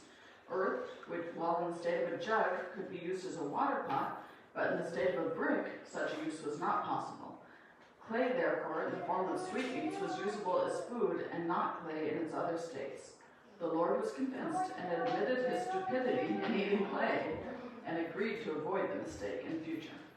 Another miraculous act has been related. It is said that a Brahmin on pilgrimage became a guest in his house and cooked his food and read his grace with meditation on Krishna. In the meantime, the lad came and ate up the cooked rice. The Brahmin, astonished at the lad's act, cooked again at the request of Jagannath Mishra. The lad again ate up the cooked rice, while the Brahmin was offering the rice to Krishna with meditation. The Brahmin was persuaded to cook for yet a 3rd time. This time, all the inmates of the house had fallen asleep, and the lad showed himself as Krishna to the traveler and blessed him. The Brahmin was then lost in ecstasy at the appearance of the object of his worship. And to see a physical rendering of this pastime, please be here this evening at 5:30 when the program starts. So I just gave away, that's one of the plays happening tonight. There's 2 short pieces. It's also been stated, oh, here comes the second play we're doing. It's also been stated that 2 thieves stole away the lad from his father's door with a view to purloin his jewels and gave him sweetmeats on the way. The lad exercised his illusory energy and deceived the thieves back towards his own house. The thieves, for fear of detection, left the boy there and fled. Another miraculous act has been described of the lad's demanding and getting from Hiranya and Jagadish all the offerings they had collected for worshipping Krishna on the day of Ekadasi. When only 4 years of age, he sat on rejected cooking pots, which were considered unholy by his mother. He explained to his mother that there was no question of holiness and unholiness as regards earthen pots thrown away after the cooking was into the toll of Gangadas Pandit and Gangan Akar, close by the village of Mayapur. In 2 years, he became well-read in Sanskrit grammar and rhetoric. His readings after that were of nature of self-study in his own house, where he had found all important books belonging to his father, who was a pundit himself. It appears that he read the Smriti in his own study, and then Nyaya also, in competition with his friends, who were then studying under the celebrated pundit Raghunath Shiromani. Now, after the 10th year of his age, Chaitanya became a passable scholar in grammar, rhetoric, the Smriti, and the Nyaya. It was after this that his elder brother Vishvarup left his house and accepted the ashram, or status of sannyas. Chaitanya, though a very young boy, consoled his parents, saying that he would serve them with a view to please God. Just after that, his father left this world. His mother was exceedingly sorry, and Mahaprabhu, with his usually contented appearance, consoled his widowed mother. It was the age age of 14 or 15 that Mahaprabhu was married to Lakshmi Devi, the daughter of Vallabha Acharya, also of Nadia. He was at this age considered one of the best scholars of Nadia, the renowned seat of Nyaya philosophy and Sanskrit learning, not to speak of the Smarta Pandits. The Nayaks were all afraid of confronting him in literary discussion. He's just a teenager, and everyone's afraid to challenge him to philosophy.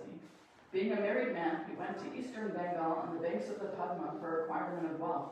There he displayed his learning and obtained a good sum of money.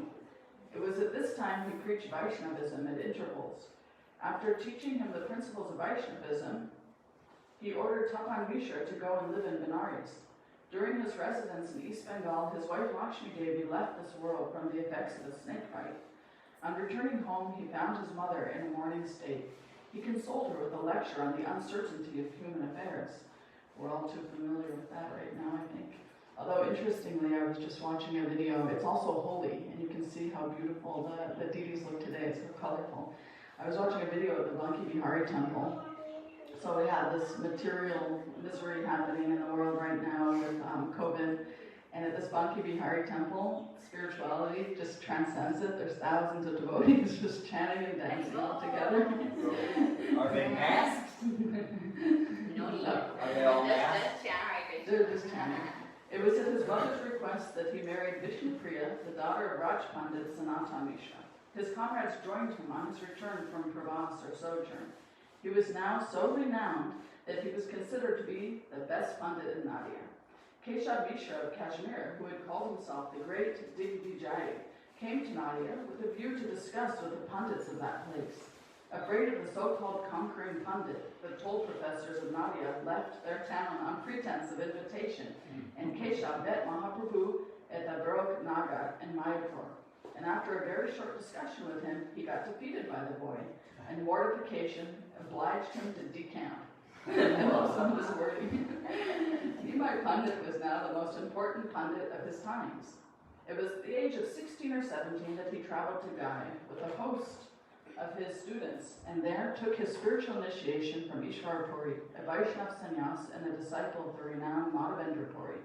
Upon his return to Nadia, Nimai Pandit turned religious preacher, and his religious nature became so strongly represented that Advaita Prabhu, Srivas, and others who had before the birth of Chaitanya already accepted the Vaishnava faith were astonished at the change in the young man. He was then no more a contending Nayaka, or wrangling Smarta and criticizing rhetorician. He swooned in the name of Krishna and behaved as an inspired man under the influence of his religious sentiment. It has been described by Murari Gupta, an eyewitness, that he showed his heavenly powers in the house of Srivas Pandit in the presence of hundreds of his followers, who were mostly well-read scholars. It was at this time that he opened a nocturnal school of kirtan in the compound of Srivas Pandit with his sincere followers. Sounds like a 24-hour kirtan program. There he preached, there he sang, there he danced, and there he expressed all sorts of religious feelings. Nityananda Prabhu, who was then a preacher of Vaishnavism, and who had then completed his travels all over India, joined him by that time. In fact, a host of Pandit preachers of Vaishnavism, all sincere at heart, came and joined him from different parts of Bengal. Nadia now became the regular seat of a host of Vaishnavacharyas, saintly teachers, whose mission it was to spiritualize mankind with the highest influence of the Vaishnava devotional creed. The first mandate that he issued to Prabhu Nityananda and Haridas, his close associates, was this: go, friends, go through the streets of the town, meet every man at his door and ask him to sing the name of Hari with the holy life, and you then come and report to me every evening the result of your preaching. Yesterday evening, some devotees went on Harinam, so here we are, they're still doing this. Thus ordered, the two preachers went on and met Jagai and Madhai, the two most abominable characters. They insulted the preachers on hearing Mahaprabhu's mandate, but were soon converted by the influence of bhakti, inculcated by their Lord. The people of Nadia were now surprised. They said, Nimai Pandit is not only a gigantic genius, but he is certainly a missionary from God Almighty. From this time to his 23rd year, Mahaprabhu preached his principles, not only in Nadia, but in all important towns and villages around his city. In the houses of his followers, he showed miracles, taught the esoteric principles of bhakti, and sang his Sankirtan with other bhaktas or devotees. His followers of the town of Nadia commenced to sing the holy name of Hari in the streets and bazaars. This created a sensation and roused different feelings in different quarters. The bhaktas were highly pleased. The smarta, caste-conscious Brahmins became jealous of Nimai Pandit's success and complained to Chand Kazi against the character of Chaitanya as un-Hindu. The Kazi came to Srivas Pandit's house and broke a mridanga there and declared get it when you're on your phone. that unless Nimai Pandit ceased to make noise about his queer religion, he should be obliged to enforce Mohammedanism on him and his followers. So this is like, you'll note that he keeps mentioning like miracles, and there's certain things. This is to a Western audience who's not yet devotees, and there's always description where he says mridanga, he says drum used in singing. So he explains all of these different things. So some of this, like some of the language sounds a little foreign to our devotee ears, but it's because he's preaching to Westerners who are not yet devotees. This was brought to Mahaprabhu's notice about Chankazi. He ordered the townspeople to appear in the evening, each with a torch in his hand. This they did, and Nimai marched out with his Sankirtan divided into 14 groups. And on his arrival at the Kazi's house, he held a long conversation with the Kazi, and in the end communicated into his heart his Vaishnava influence by touching his body. The Kazi then wept and admitted that he had felt a keen spiritual influence which had cleared up his doubts and produced in him a religious sentiment which gave him the highest ecstasy. The Kazi then joined the Sankirtan party. The world was astonished at the spiritual power of the great Lord, and hundreds of heretics converted, joining the banner of Vishwambar after this affair. Should I continue, or is it time? Please go. Please continue until somebody else objects. It's time. Can you call Vishwambar? I'll read one more paragraph. Put somebody else. It was after this that some of the jealous and low-minded Brahmins of Kulia picked a quarrel with Mahaprabhu and collected a party to oppose him. Nimai Pandit was naturally a soft-hearted person, though strong in his principles. He declared that party feeling and sectarianism were the two great enemies of progress, and as long as he should continue to be an inhabitant of Nadia belonging to a certain family, his mission would not meet with success. All right. All right, Jai. I'm not accepting questions, sorry. Hare Krishna. Thank you very much, Rasa. And I'll always remember that line that party feelings and sectarianism are two great enemies of progress. Check that. You can sit here? Yeah, because it's you have to because of video. The video is trained on that spot. Please. And so our next speaker is Vishwambar Prabhu, and he was supposed to speak later, but he has to do service for the deities, make their lunch. And so thank you very much, Rasa. And then afterwards, Radin. And I'm gonna change my reading because Ananda couldn't make it. She's not feeling so well. Well, I'm sure it'll be done. So Vishwambar Prabhu. I'm going to read about the appearance of Chaitanya Mahaprabhu.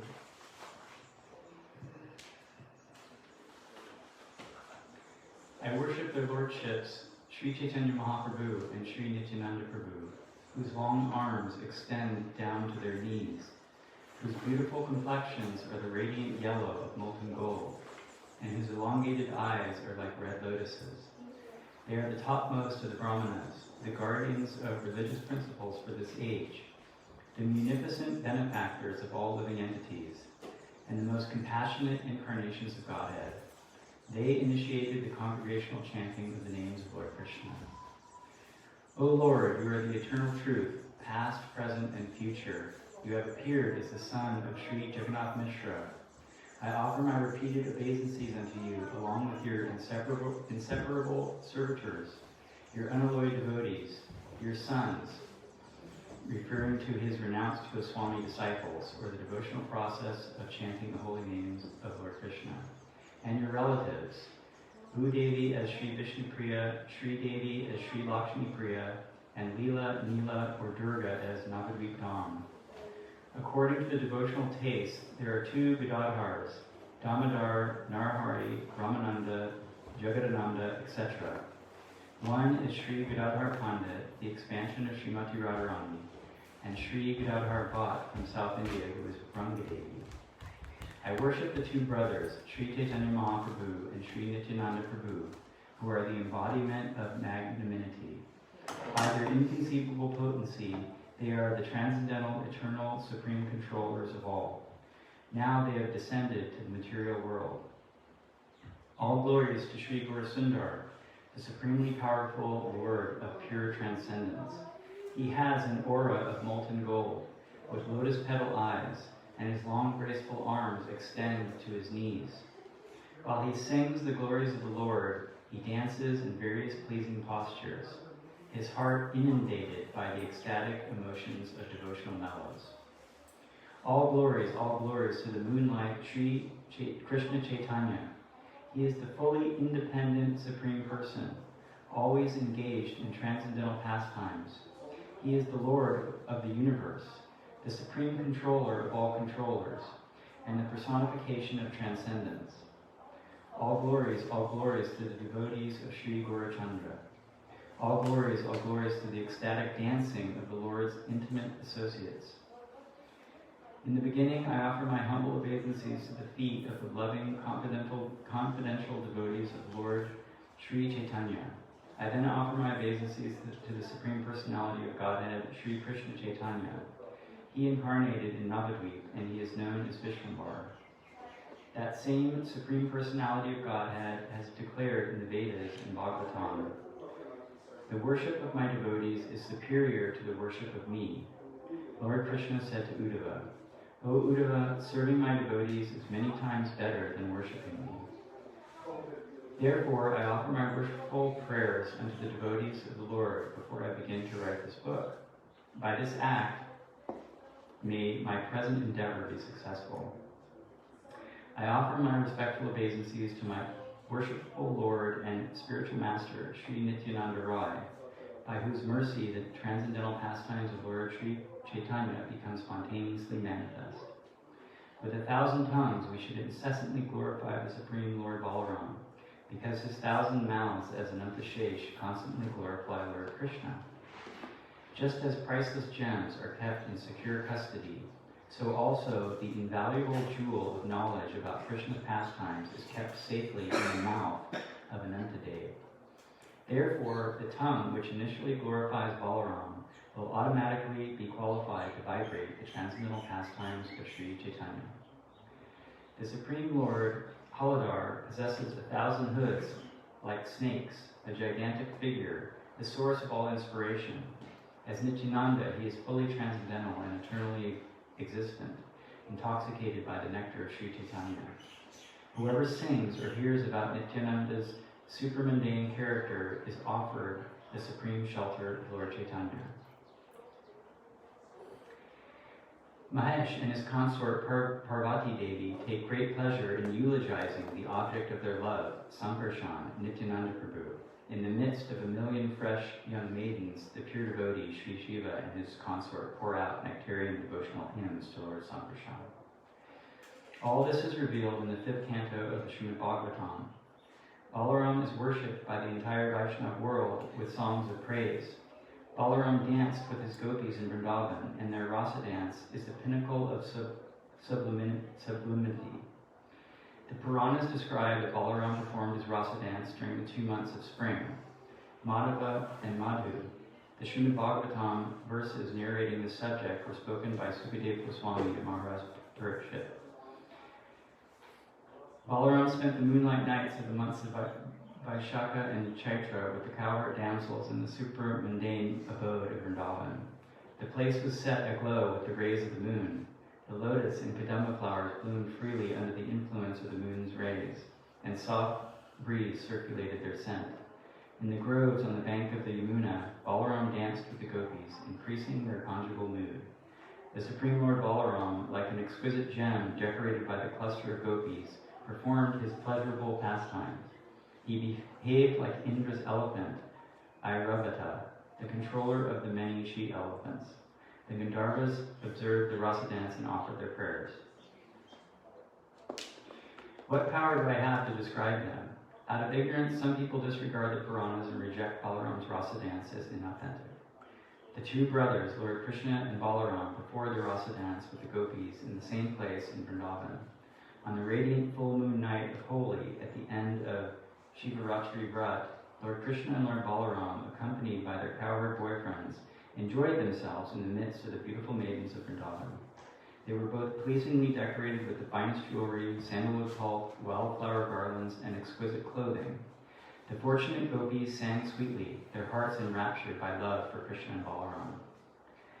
Evening had not set in. The moon and the stars appeared. The fragrance of Arabian jasmine intoxicated the bumblebees, and a light breeze carried the aroma of white lilies and lotus flowers. Considering that the very moment to be appropriate, Krishna and Balaram began their pleasurable dalliances. They sang together for the pleasure of all living entities, their voices rising and falling melodiously.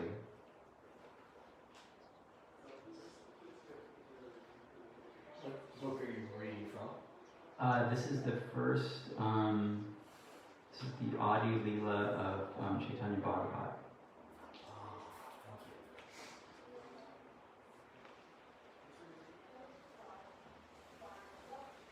If a person, after reading Srimad Bhagavatam, is not affectionately inclined towards Lord Balaram, then they are rejected by the Supreme Lord Vishnu and his devotees. In the words of Srimad Bhagavatam, a non-believer is a yavana, a barbarian. They are destined to suffer in hell, birth after birth. There are others, like eunuchs, make emotional gesticulations challenging, which scripture describes the rasa dance of Balaram? Who is so sinful that even after reading the scriptures they cannot accept the truth, but instead misinterpret the real meaning and give their own distorted understanding? Lord Balaram is the abode of Lord Chaitanya's deep affection. Offense at Balaram's lotus feet destroys all possibilities for salvation.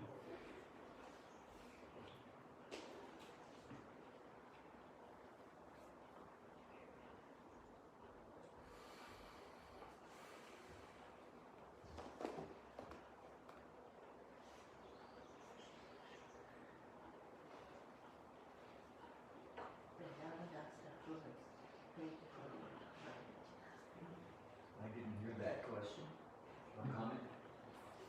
Vrindavan Das Thakur is a great devotee of Lord Nityananda. The pastimes of Sri Chaitanya Mahaprabhu are revealed by Nityananda's mercy only, because his personal expansion, Anantashesh, is the storehouse of information about Lord Chaitanya and Lord Krishna's pastimes.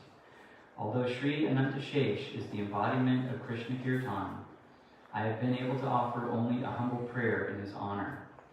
Hearing Lord Chaitanya's qualities and pastimes can clean away all material contaminations. Know for certain that such pastimes are revealed only through a pure devotee's grace. For who can know the nature and pastimes of Lord Chaitanya? It is a hidden mystery even in the Vedas.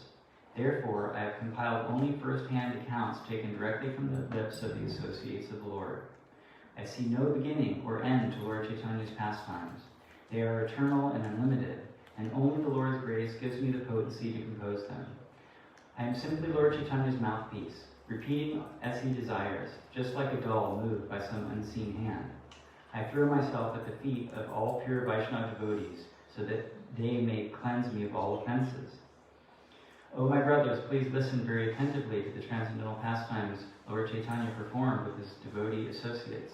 The ecstatic pastimes of Lord Chaitanya have been divided into three periods: early, intermediate, and later, Adi, Madhya, and Antya. The early period describes a description of the Lord's education, and the intermediate portion reveals Mahaprabhu's pastimes of congregational chanting. The concluding portion describes the Lord's pastimes as a sannyasi in Nilachala, Orissa. He had allocated to Sri Nityananda the mission of preaching in Bengal. The pious Sri Jagannath Mishra, Chaitanya's father, lived in Navadvip. Like Vasudev, he conscientiously performed his spiritual duties.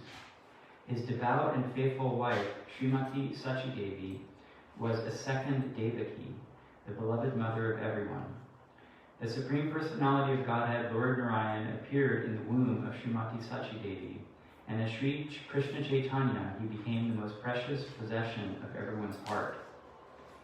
The Adi Kanda begins by describing the appearance of Lord Chaitanya on an auspicious full moon evening in the month of Falguna, when the moon went into eclipse. The tumultuous chanting of Lord Hari's holy name filled all directions, inspiring everyone to sing together. The Supreme Lord Chaitanya was born amidst the chanting. The Adi Kanda also describes the Lord's numerous childhood pastimes. Lord Chaitanya revealed to his parents his otherwise unmanifest place of residence, the Holy Dham. As they stared in wonder, he showed them the physical signs of divinity on his feet. This portion of the book describes how one day thieves kidnapped baby Nimai from his house, but he tricked them into bringing him back home. Another story narrated here shows how the Lord ate all the food offered to Vishnu in the house of Jagadish and Hiranya on Akadashi Day. Yet another story describes how the Lord once sat on a pile of contaminated cooking pots and used the situation to instruct his mother in philosophy. He also acted like a crying baby, using his tears as a ploy to make everyone chant the holy names of God. The Adi Kanda describes the Lord as a child playing with his friends, as if he were Krishna in Gokul. It relates how he began his education and with little effort mastered all the scriptures. It narrates Sri Jagannath Mishra's disappearance and Vishwarup's acceptance of sannyas, and how these two disasters affected Mother Sachi. Then it describes the Lord's wonderful pastimes as a student. He was pride and personified before the other student scholars. Chaitanya's travels through eastern Bengal are also described herein, elaborated about how the land became a place of pilgrimage by the touch of his lotus feet. Chaitanya was the master of all different scriptures. There was no one in the three worlds to challenge his education.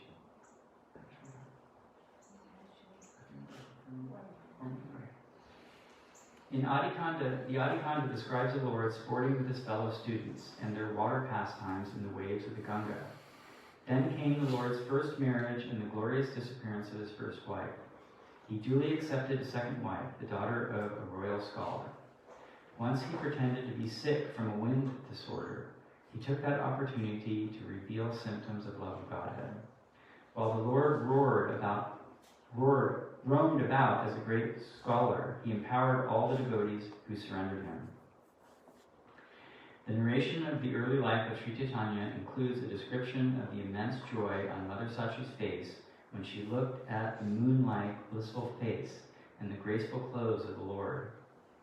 Then there is a story about how Nimai Pandit piqued the pride of a scholar who was renowned as Digvijay, the world conqueror. Ultimately, the Lord slashed the scholar's material bonds.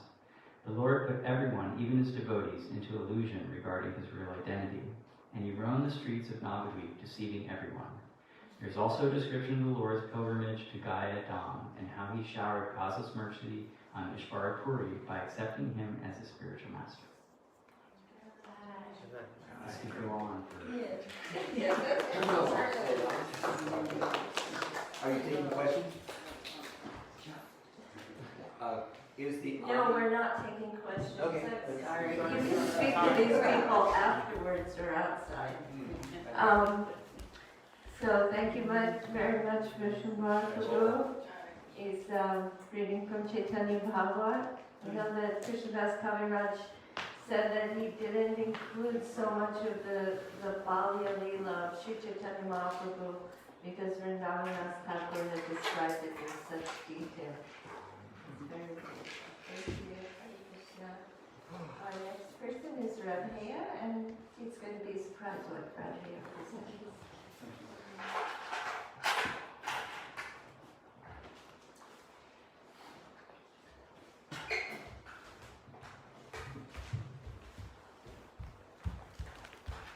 I was thinking to talk about Raghunath Das Goswami getting the mercy of the Lord because I have a particular fondness for the way in which Raghunath Das Goswami gradually became more and more renounced in Puri.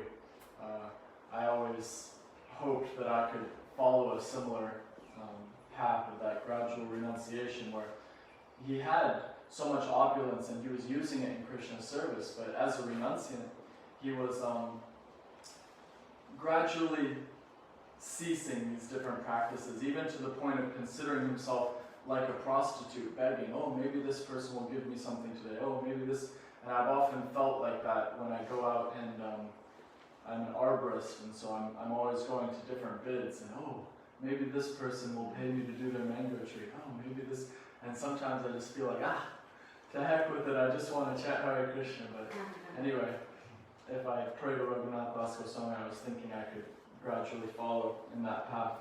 But since Ananda, my dear wife, is feeling a little sick, we're not going to read that interaction, and instead I found a nice... Not sick, just her back is hurting. It'll scare people. Her back hurt. She picked up Madhuri, our son. Yeah, I guess we have to clarify. She tried to pick up Madhuri at an awkward angle, and these bodies being what they are, she tweaked her back. So she's resting so that she can be ready to be Mother Shachi in the play tonight. So I was reading Chaitanya Charitamrita, Adi, chapter 17, and there was such a nice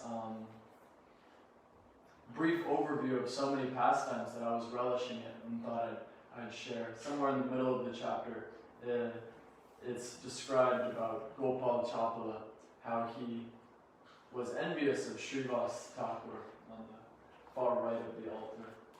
And he wanted to present that maybe he was worshipping Bhavani, Durga, so he placed worship paraphernalia at his doorstep, vermilion and turmeric and even a bottle of wine.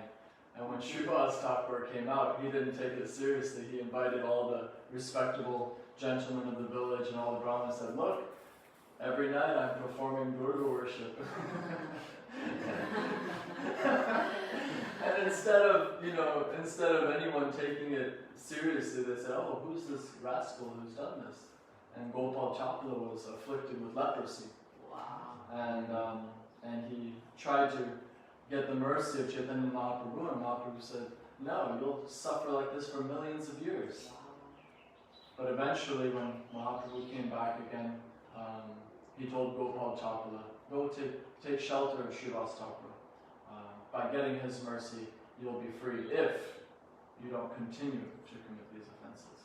So there's, our freedom from these offenses is conditional on, what does Jesus Christ say?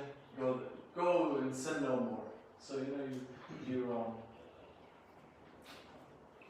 atone and don't do it again. So Gopal Chapala. And then it's described about the Brahmana who curses Chaitanya Mahaprabhu, because these kirtans, although we're spreading it openly, it began behind closed doors. And there was a very core group of devotees who relished the Sankirtan together, and the door was locked, and the Brahmana, not being allowed entrance, broke his Brahman thread when he saw Chaitanya Mahaprabhu, and he cursed him. Samsara sukha tomara hauka vinash. That your samsara sukha, your all material happiness will be vinash. It will be non-existent, will be destroyed. And Mahaprabhu felt very pleased with this curse. Yes, let there be no material happiness, let me only enjoy transcendental bliss of service to Radha and Krishna. And it says that anyone who hears this narration will also be free from all Brahminical curses. So in this way, whenever we're reading these pastimes, so many things are being accomplished at once. Your own past misdeeds are being diminished, you're being protected from future trouble, you're being absorbed in Krishna conscious Katha. And then the story of the famous Mukunda Dutt story, in which he had heard from some Mayavadis, and therefore Mahaprabhu kept him outside. No, I won't get your association. He said, when will I get your association? You won't have my association for millions of years. And Mukunda Dutt begins dancing in ecstasy. I will have his association again. I will have his association again. And Mahaprabhu, okay, come on in here. Such a beautiful story that sometimes we want something very quickly. Oh, I'm a devotee. Oh, I've been serving. Let me have Krishna prem instantly. Take it very cheaply. But here we see the example of the exalted Vaishnavas that if I am promised that someday I'll get this, then what an exalted position. And as we heard from Toshan Krishna Prabhu, that it's your birthright just by sticking around. Somehow or other, just continue chanting Hare Krishna. And then, okay, I'm trying to remember the order it happened. And then we hear about Advaita Acharya, that he was feeling very embarrassed with his position of seniority over Chaitanya Mahaprabhu. How can I be senior to the Supreme Personality of Godhead? Let me somehow find a way to trick him and have him, disrespect me. And so he began whimsically speaking philosophical, speculative topics in the association of some Mayavadis. And Mahaprabhu came. And you have to picture Advaita Acharya from a material perspective as an elderly gentleman at this point. And Mahaprabhu, a powerful youth with long arms and a powerful body, begins beating the old man. And everyone becomes frightened. Oh my God, what is going to happen? And Advaita Acharya is in complete ecstasy. Yes, this is what I wanted. This is what I wanted. That's a little kinky. What's that? That's a little kinky. Manjari Mataji mentioned Advaita Acharya is in his 70s at this point. And Chaitanya Mahaprabhu is a young, youth. And we see this with many devotees who have this position of seniority, just like Queen Kunti when she's addressing the Lord. It's described as she wants to go right for his feet, but she understands, okay, as Krishna is on, I have to Namo Pankajanabhaya, Namo Pankajamalini, Namo Pankajanetraya, Namaste Pankajangare.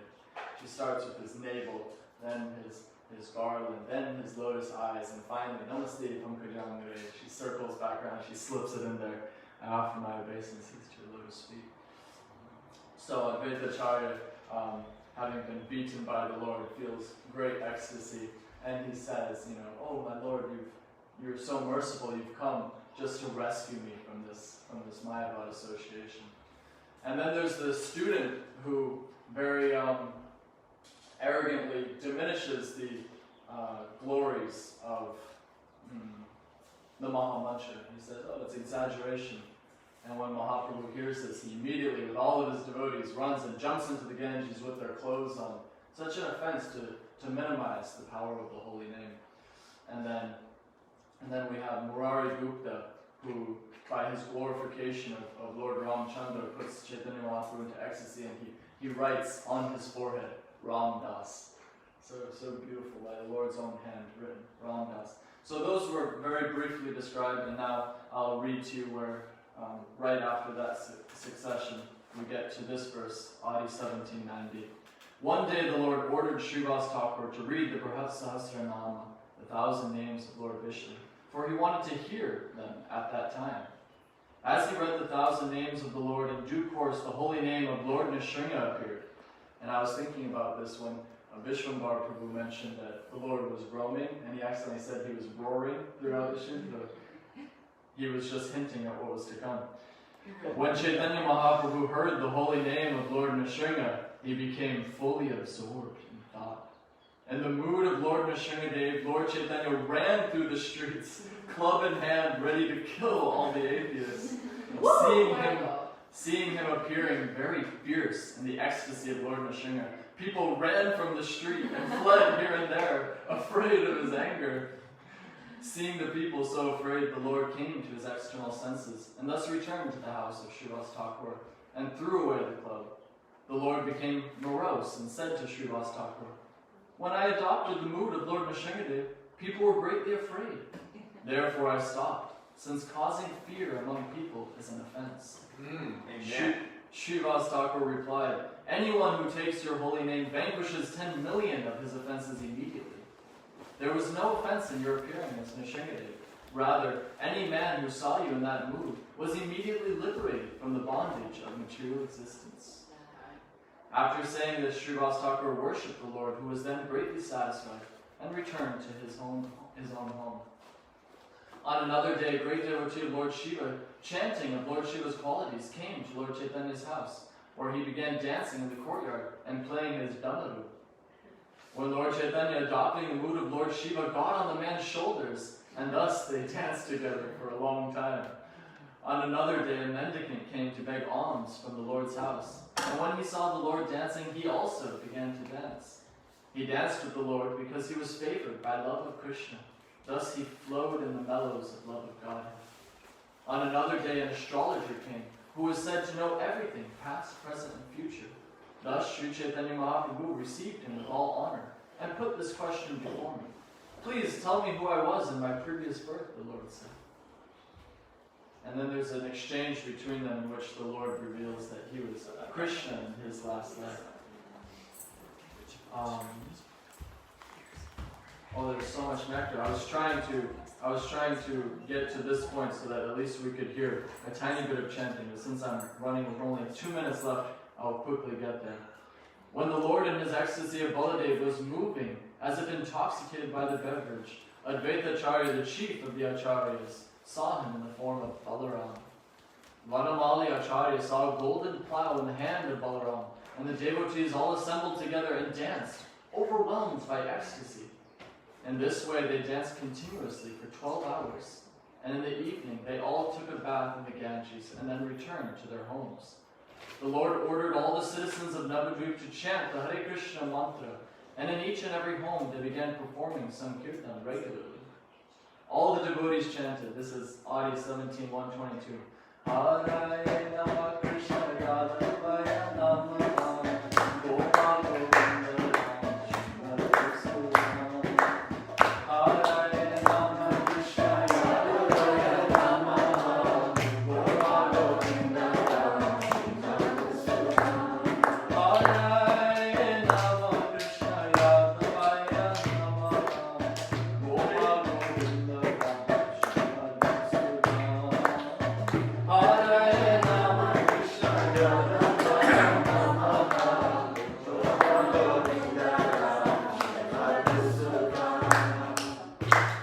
And that eventually led to the breaking of the Koljam, the breaking of the Mridanga, and Mahaprabhu's defiant march where all the torches were lit and they marched to the Chamkazi's house.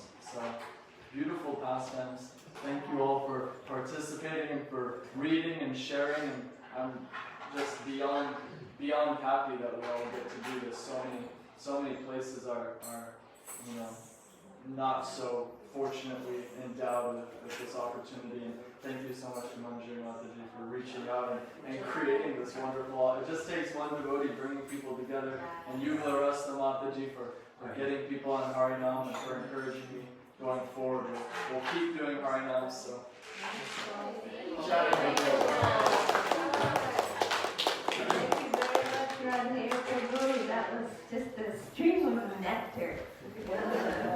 Pastimes of Mahaprabhu, so beautifully told. And so then our next speaker is Shanti Prabhu. He'll be speaking of the Jharkhand farce. Lord Chaitanya is going to the Jharkhand farce.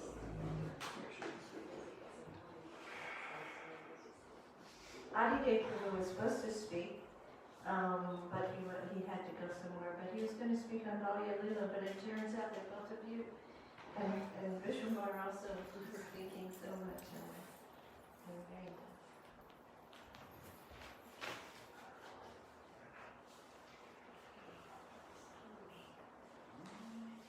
So that's my thing? Yes. Okay. So there's going to be a PowerPoint. If anybody wants to see the PowerPoint, you'll have to move your position a little bit.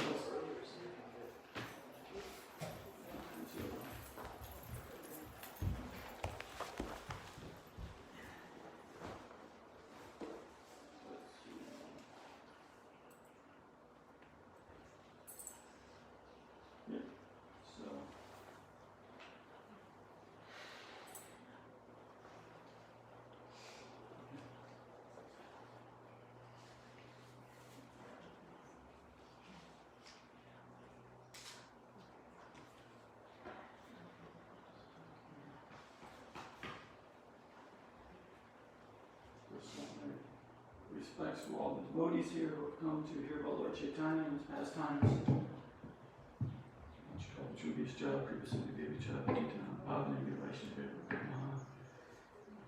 Jaya Jaya Sri Chaitanya, Jaya Nityananda, Jaya Gaura Chandra, Jaya Gaura Bhaktivinoda. Okay, so this is a little walk through the Jharkhand forest Leela of Lord Chaitanya, and this is found in the Madhya Leela chapter 17. And this is actually his second attempt to go to Vrindavan. He had gone from Puri up to, I believe, Mayapur, and wanted to go to Vrindavan, and so many of the devotees wanted to go with him that it ended up failure to launch, and he went back to Puri and decided on his second attempt he would leave right after Rath Yatra. It was sort of very little notice for everyone, at least according to the Chaitanya Charitamrita. He consulted with Ramananda Roy and with Thrup Damodar, and revealed his desire. He wanted to travel alone, and they were not so happy with this. He took permission from them and said, if it's whatever makes you happy, then I'll do it. And they took that opportunity to get him to agree to accept the accompaniment of a devotee. Now, Lord Chaitanya did put a condition on it. He didn't want to upset any of his associates by picking one, and then everybody else would feel left out. So he said, it's got to be a new man. And then he put a second condition, is that this person had to be very basically saintly and peacefully disposed, because when he went to South India, the person he took ended up getting involved with a woman, and then he had to extricate him from that, and it sort of interfered with his plans a little bit. So he didn't want to have this happen. So they agreed to this, and they found a devotee that fit the bill. And I think that they also took this opportunity, since Lord Chaitanya was basically going on alone. They picked a scholar. Now, this was sort of a new person from his associates, but actually they said, he's accompanied you from the beginning from Bengal. So I guess he just wasn't a close associate that we hear about in the pastimes.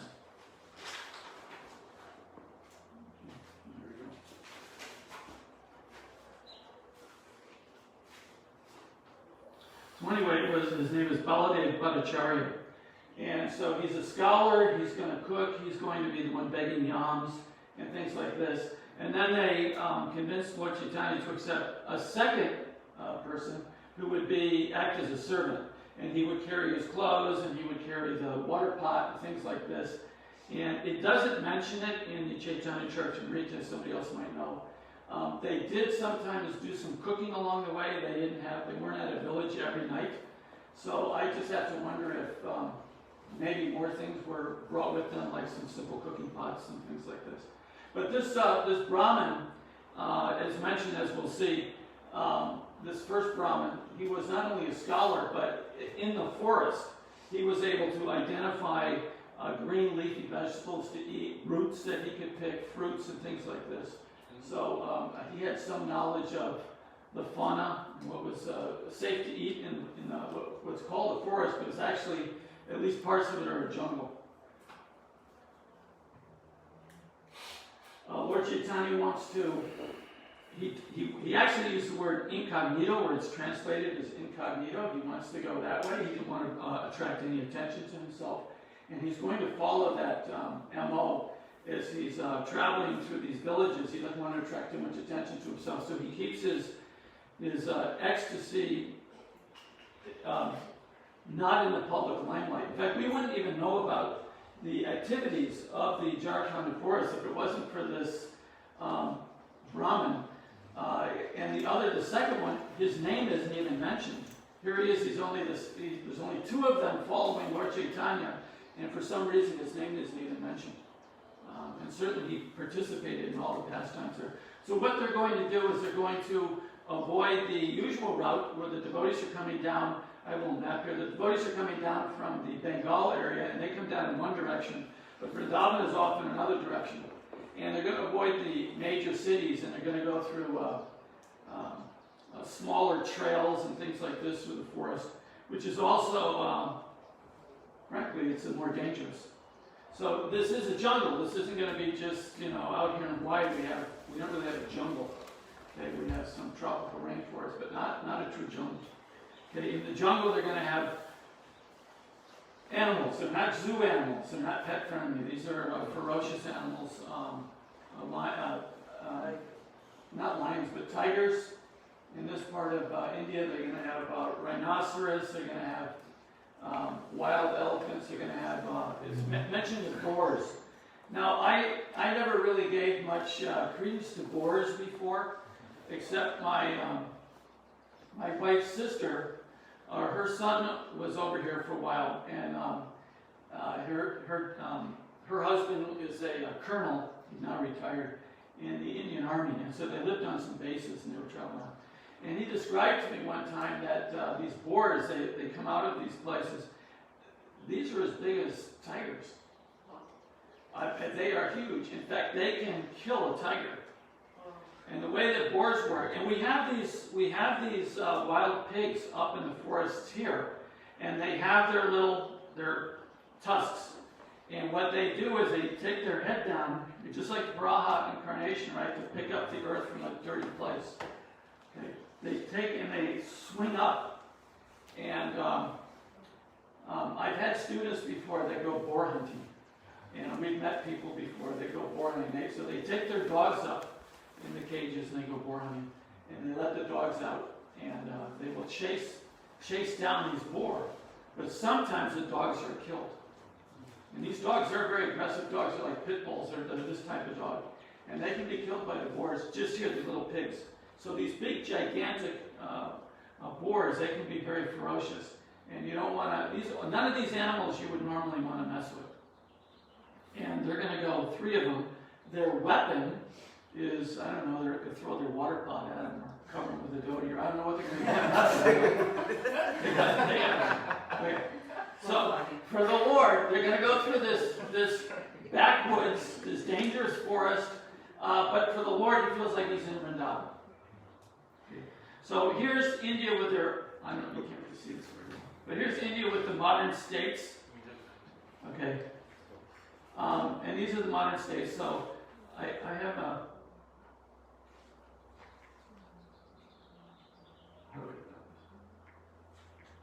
next slide. Okay, so here's the area we're looking at. So they go from the devotees are going to, come on.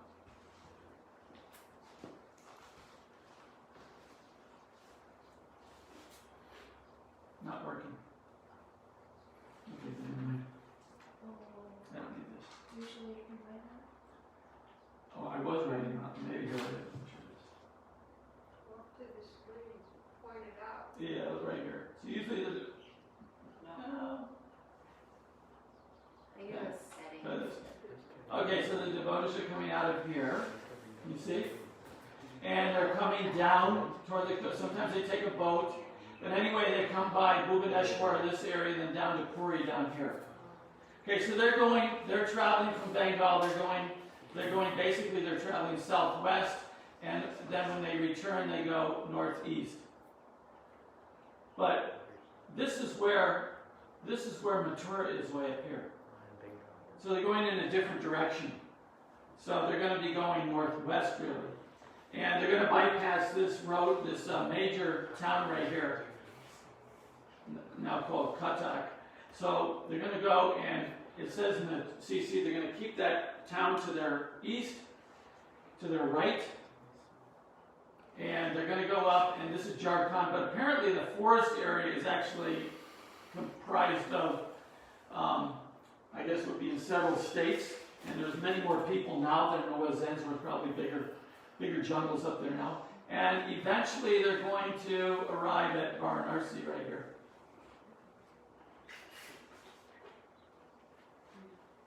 and then from there they'll go up to Mathura. Okay, so what Lord Chaitanya, he sees everything. He's in ecstasy the whole way. He's seen everything. He's seen the forest is Vrindavan, the hills that they climb over is Govardhan. There's various waterways, and it's Yamuna. They'll bathe in waterfalls and stuff along the way. And he has this verse that he recites, Yatra Naisargya. I'll skip that part. Vrindavan is the transcendental abode of the Lord. There's no hunger, anger, or thirst there, though naturally inimical. Human beings and fierce animals live together there in transcendental friendship. This was spoken by Lord Brahma, and we have our scholar over here, and he has a whole story on that part of the Bhagavatam. A couple of the paintings. One of the things I remember when I first joined, there was, I guess it was the teachings of Lord Chaitanya had a cover like this. Was that good? Was it actually she had a painting? Which one? Was it teaching? Was there an old? TLC. Yeah, they illustrated TLC. Yeah, so I think there's maybe an error here with the lion and something like this, but anyway, we get the feeling.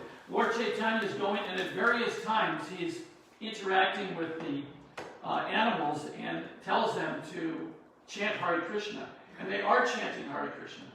Okay, so this is quite an amazing thing that free not just from the modes of ignorance and stuff, but this is deep. This is into an animal species, and they cannot transcend instinct like this. So this is the transcendental thing, to be able to rise above instinct. Okay, and so there was a Padayatra that visited there, and some footprints have been uncovered, and I'll have to skip that for right now. But we can look back, and human beings sometimes act worse than animals. The animals don't kill just for pleasure, and just torture and harass like this gentleman. But human beings will. And the representative here of us are the Jagaya Madai. And I don't know if anybody spoke about them earlier, but they would have had a better upbringing, but they became true villains, down to murder and everything in between. And they were rescued by the Lord Nityananda and Lord Chaitanya through the Harinam. And we actually have the verse by Narottam Das Thakur, one of his songs, Papi Tapi Jata Chilo Harinama Udarilo. These two brothers, Lord Chaitanya and Lord Nityananda, are delivering all kinds of sinful persons. Prabhupada quotes this. Prabhupada came, and he didn't go through a jungle. He came through the urban jungles, city after city after city, and he sent his devotees to do this. Just like it's described in the forest, Lord Chaitanya would tell one group of people about the holy name. They would tell a second group. The second group would tell the third group, and so on and so forth. And this way, everyone got the holy name. So when Prabhupada was traveling in 1975 from Denver to Chicago, he picked up this Time magazine at the airport. This Time magazine had a front page headline, Crime, Why and What to Do. And when he arrived at Chicago, he immediately began speaking to the reporters there about this topic. And if you go into the database, there are a whole bunch of different references to this. Okay? And I think he also, in some letter, he wanted devotees to talk about the social things going on, and write about them, and help our fellow people about them. Okay? And in one of these, he's speaking to NBC TV at the Chicago airport, I believe. Mr. Kennedy, Will Kennedy, you have a way to stop the crime? Oh, yes, I have. And then after a few more questions, my message is to stop the crimes of your country. This is my sum and substance. We've read the article in the Times, Crime and How to Stop It. So if you take my advice, that can be stopped. Okay, so I have to stop here on the crime. That's okay. But he quotes that verse. You can see on the third line, he quotes the same verse that Narottam Das Thakur quoted on how we can do that by Harinam. Wait, Our can you fellow just finish? Can citizens. you read that last name, actually? Yeah, read it. Yeah, please read it. Okay, thank you very much. And I think I can just, yes.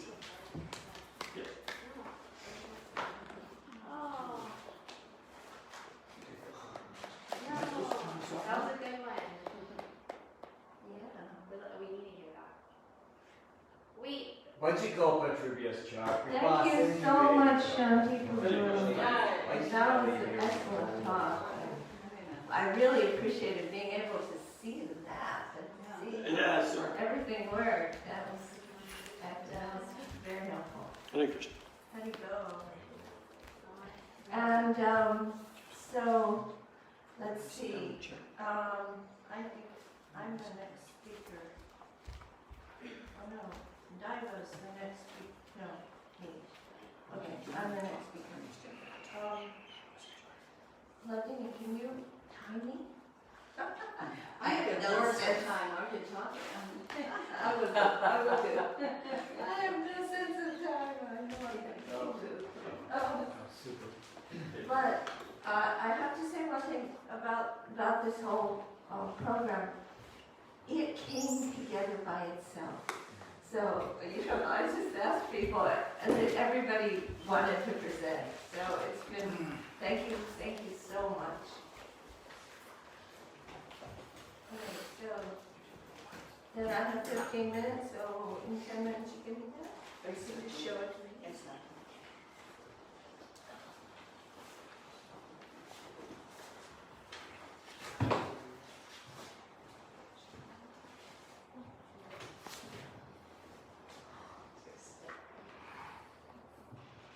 Om Jnana-Timirandasya Jnananjana Shalakaya Chakshurunmilitam Yena Tasmai Shri Gurave Namaha.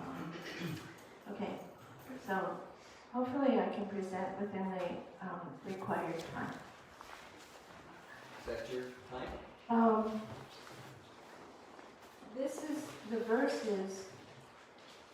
verse from Sri Brihad Bhagavatamrita, the first verse of the book. This book is by Srila Sanatana Goswami. And some things you should know, it is the first of the Goswami Granths. So Sanatana Goswami wrote it before any of the other Rupa Goswami or anything. And it's the first description of Sri Chaitanya Mahaprabhu that was written. And not only that, Lord Chaitanya is still present in this world when Sanatana Goswami writes this. So Sanatana Goswami is introducing Sri Chaitanya Mahaprabhu for the first time to everyone, to the world. And so he starts off very subtle and indirect in some ways. And let's see, but you'll see how everything is in this verse. Okay, so this is the verse. It's Jayati Nija Padabja Prema Danavatirno Vividha Madhuri Mabdi Kopi Kashora Dandihi Gata Paramada Shantam Yasya Chaitanya Rupat Anubhava Padam Aptam Prema Gopishu Nityam. The verse, the things to, I guess they're adjectives. I'm not sure. I think that Radheya would know better. But to pay attention to these Jayati Nija Padabja Prema Danavatirno, this is all one word. And Gata Paramada Shantam is another word.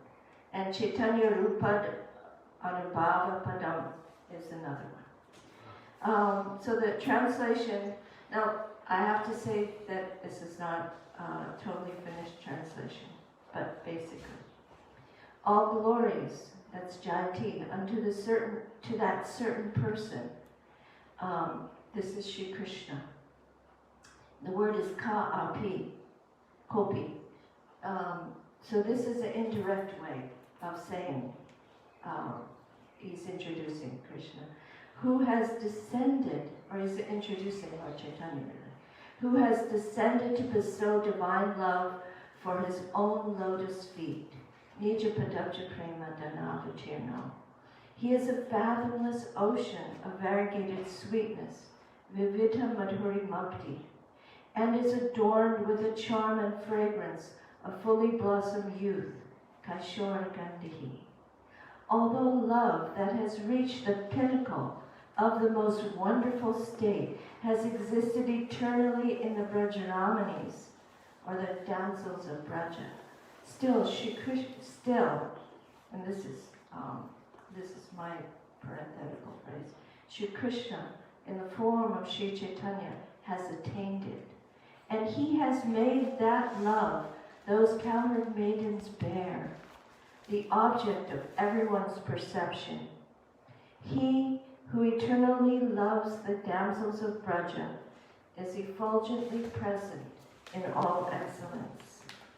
So the one thing about Brihad Bhagavatamrita that's so amazing is that Sanatana Goswami has written his own commentary on his own verse. So Sanatana Goswami is the author, he's written the books. And for each verse, he's written his own commentary. But the way of this commentary is that he is explaining the different words in the verse through the medium of what's called Purva Paksha. He's explaining why he wrote it like this and what it means and what we're supposed to understand. So, this scripture expounds Bhagavad Bhakti, that most excellent love that is completely selfless in taking shelter of Krishna. Ultimately, this is the Prema Bhakti of the Brajavasis. I'm reading you basically a commentary of Sanatana Goswami with a few explanations. So in this verse, Jayati, it begins, Jayati Nija Padam Prem. So this refers to the indefinable Supreme Person who, when compared to all of his incarnations, has reached Utkarsh. He uses this word, Utkarsh, which is the limit of exaltation. And so this verse is divided into two sections, the first two lines, second two lines.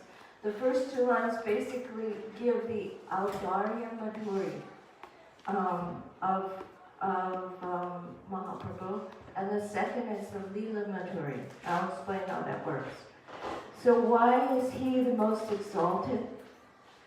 Because this is an example of Purva Paksha. You ask a question and you kind of challenge it, and then you resolve it, you answer it. Because he has revealed the sweetness of that which attracts the hearts of all, his most astonishing form, qualities, pastimes. And so why is he most exalted? Because he's done that. And because he bestowed Prem Bhakti to his lotus feet, making it easily attainable by those who are wretched and fallen. This is the theme of, one major theme, of this Sanatana Goswami's explanation of this verse, that Krishna is giving love for himself, for his own lotus feet, as Lord Chaitanya. And who's he giving it to? To the lowest. He keeps saying this, to the most wretched and fallen. So we have Nija Padakja Prema Danavatirno. Because one might raise a doubt, Krishna enjoys pastimes in Goloka, which is far above Vaikuntha, and it's most difficult to attain. So it must be extremely difficult to describe the wonders of devotion to him. So isn't it futile to even try? So this is how Sanatana Goswami is posing this.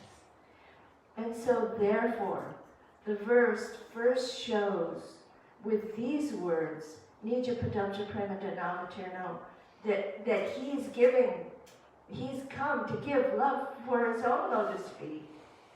This is the Audarya Madhuri, the beauty and sweetness of Audarya, the Lord's magnanimity. So it's the beauty of his compassion and magnanimity.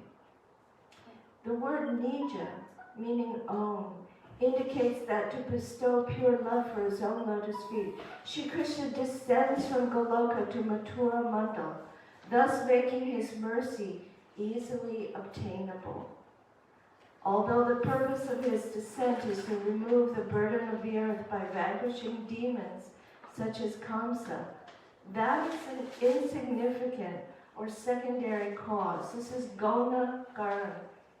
And then I think it's in the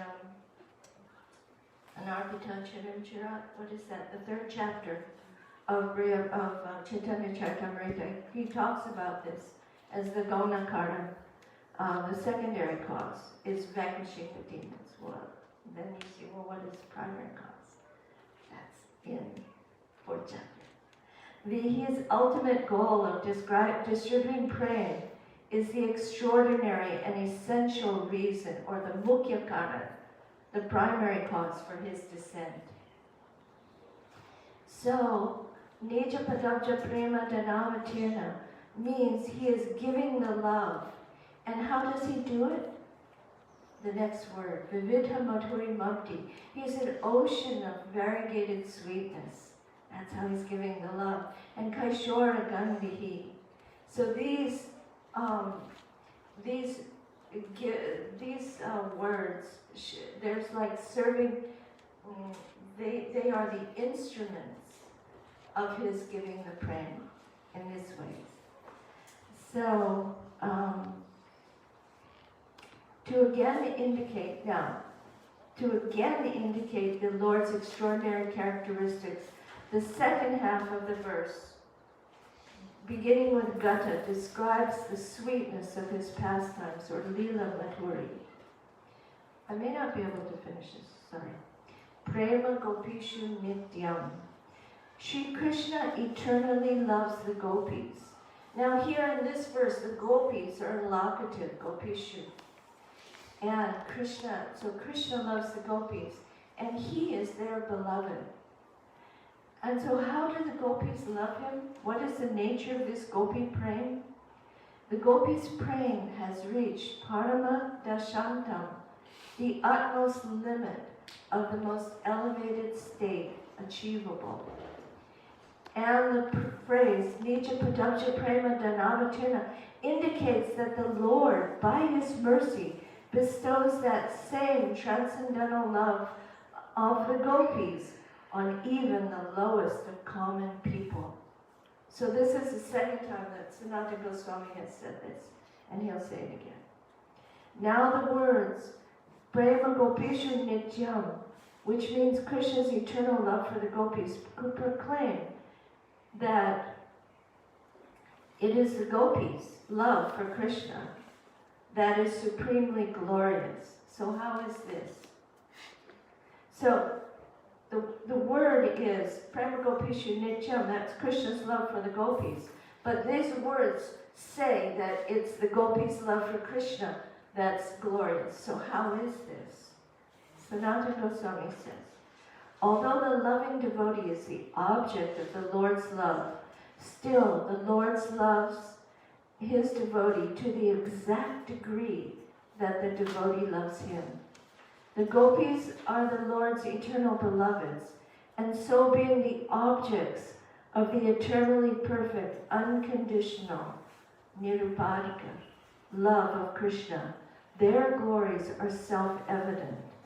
So here, the word nitya, meaning continuous or eternal, means that it will never be seen that Sri Bhagavan has even slightly neglected the gopis. So the gopis, Krishna loves as much as the devotee loves him. And so Krishna loves the gopis because their love is the highest. And so it may be questioned, how can the greatness of this topic be understood when the exalted love of the gopis cannot be directly perceived by the mundane mind and intelligence? And the answer is yes, it's true. This Gopi Prem is beyond the minds of even great sages. However, this divine love has revealed itself by the potency of Sri Chaitanya Mahaprabhu. By Sri Chaitanya Mahaprabhu's appearance, by Krishna's appearance as Mahaprabhu, Gopi Prem, or the exalted love of the gopis for Krishna, has become an object that everyone can directly perceive. Chaitanya Rupad Anubhava Padam Aptam. So, although Sri Krishna is Lord Chaitanya is himself Sri Krishna, he has appeared to specifically reveal the prem of the gopi. To reveal prem bhakti, and therefore gopi bhav, which is the zenith of prema bhakti. And this naturally manifests concomitant with his descent. Now, an example of how Lord Chaitanya directly reveals it, an example of this is, say A loves B. We can see, say a mother loves a child. We can see by seeing the mother, we can see how the mother loves the child. This is direct perception, our direct perception of that. But does the child love the mother? We can infer, because we're looking at the mother's activity, we can infer that, yes, the child loves the mother, but it's only inference. So, Sri Krishna loves the gopis. It says, Prema Gopisha Nityam, direct. So that's direct. We can see that Krishna loves the gopis. So do the gopis love Krishna? That's inference. But by Sri Chaitanya Mahaprabhu's appearance and his activities, we can see how the gopis love Krishna. Because Sri Chaitanya Mahaprabhu is exhibiting this love for Krishna by the gopis. And so this is we can see by direct perception, by seeing Sri Chaitanya Mahaprabhu, how the gopis love Krishna. So that's an example. Okay, I'll just wrap it up. You're only at 15 minutes now. This indicates, let me read it again. This indicates that by his mercy, even others obtain Gopi Prem. Sri Chaitanya has made Krishna's love for the gopis understandable through the continuous manifestation of his own love for Sri Krishna. By the influence of the profound mercy of Sri Chaitanya Dev, who is the only friend of the poor fallen souls, all the most wretched people of modern times, Sanatana Goswami uses this word, modern times, have become capable of directly experiencing the gopis' love for the Lord, or Bhagavad Prem. When the topmost glories of the gopis are established, the super excellence of their dearest love, Sri Bhagavan, are also established. This topic is the theme of this book. And this is Sanatana Goswami's commentary. And so that was it. And there's also even further, we could talk about it more, how this verse is so like Rupa Goswami's verse, this Anarpita Chirin Chirat. It's there's a correspondence between these two verses. It's remarkable. So, in any case, thank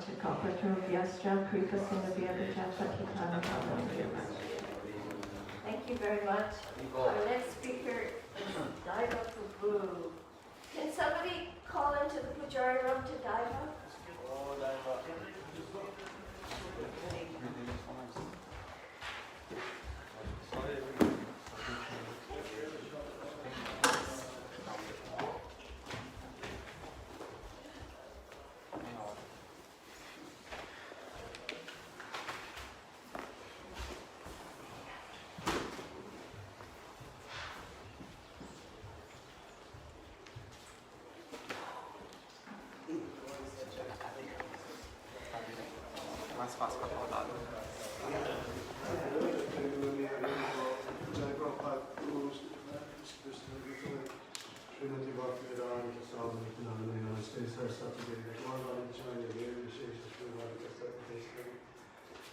Jai Shri Krishna Chaitanya Prabhu Nityananda Shri Dvaita Gadadhara Shivasari Gaur Bhaktavinda. Hare Krishna, Krishna Krishna, Hare Hare, Hare Rama, Rama Rama, Hare Hare. Gaura Purnima 2021 Ki Jai, Hare Hare Bol, Happy New Year. I've always thought that Gaura Purnima for the Vaishnava is like our New Year. So when I was told that Manjari, who's a great organizer of Krishna Katha, great cook, and samosa and tamarind chutney, queen, passing on the recipe to us. I'm mentioning that because in terms of Mahaprabhu's seva, Kusha has taken up the responsibility of fulfilling Prabhupada's quote that if you want to have a successful temple, just distribute samosas and kachoris. He said that here in Honolulu on May 4th, 1976. And I'm taking this opportunity because it's a festival, and these festivals, it should be celebrated. I mean, when I get in festival mode personally, I try to do as much as I can because it's a great opportunity to do what I like to do. Party on, just enjoy the party spirit. Not political party, not this party, not that party, but the Sankirtan party. And so, Prabhupada said this to the devotees here in Hawaii, the exact quote on May 4th, 1976, Prabhupada said, I've already given this idea that you take the farm supply ghee, which means ghee, to the restaurants, which means Govinda's restaurants, and you turn that into samosa and kachori business. You'll never have any shortage of Lakshmi, and your whole country will become Krishna conscious country. What a powerful quote from Lord Chaitanya's emissary, Lord Srila Prabhupada, to devotees anywhere, but he said that here in Hawaii, and Hawaii has many firsts. First Govindas, first so many things. First Tulsi to germinate the seed here, thanks to the great predecessors like Kusha Govindadasi Maharaj, Bhakti Ashrama Swami, who patiently curated the Tulsi seeds so that she would appear in Hawaii. First Panchatattva. We could go on.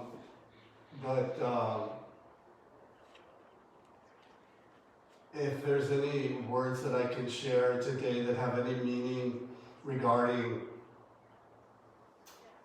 our most magnificent Lord Chaitanya and Nityananda or Nitai, is how can we serve them successfully, both materially and spiritually. We're all working hard in our spiritual life and in our material life, and to join that marriage of material and spiritual so that we stay enlivened in the association with devotees, chanting the holy names, and rendering some tiny service. What can we do?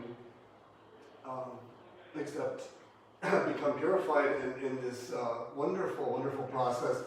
So the title of my little, I was asked to, because Manjari is such a professional and a scholar and a wonderful bhakta of Mahaprabhu, Rupa Goswami, and Srila Prabhupada, that, and she cooked for me in Vrindavan. Well, she shared with me the remnants of her wonderful cooking. If you've never had Manjari's cooking, 75% of your life is wasted. Seriously, you devotees know what I'm talking about. She makes something and it's old school. Vrindavan, how can you describe it, right? And it's New Age too. It's just a combination of wonderful. She has Radharanis, blessings to do that. Thank you, Manjari, for I can still relish that lunch that you offered me. Anyway, we're here to glorify Lord Chaitanya, but that includes his devotees. So when I was asked to say something, I didn't have a whole lot of time to I got into festival mode and I'm like crazy, trying to do what I like to do, and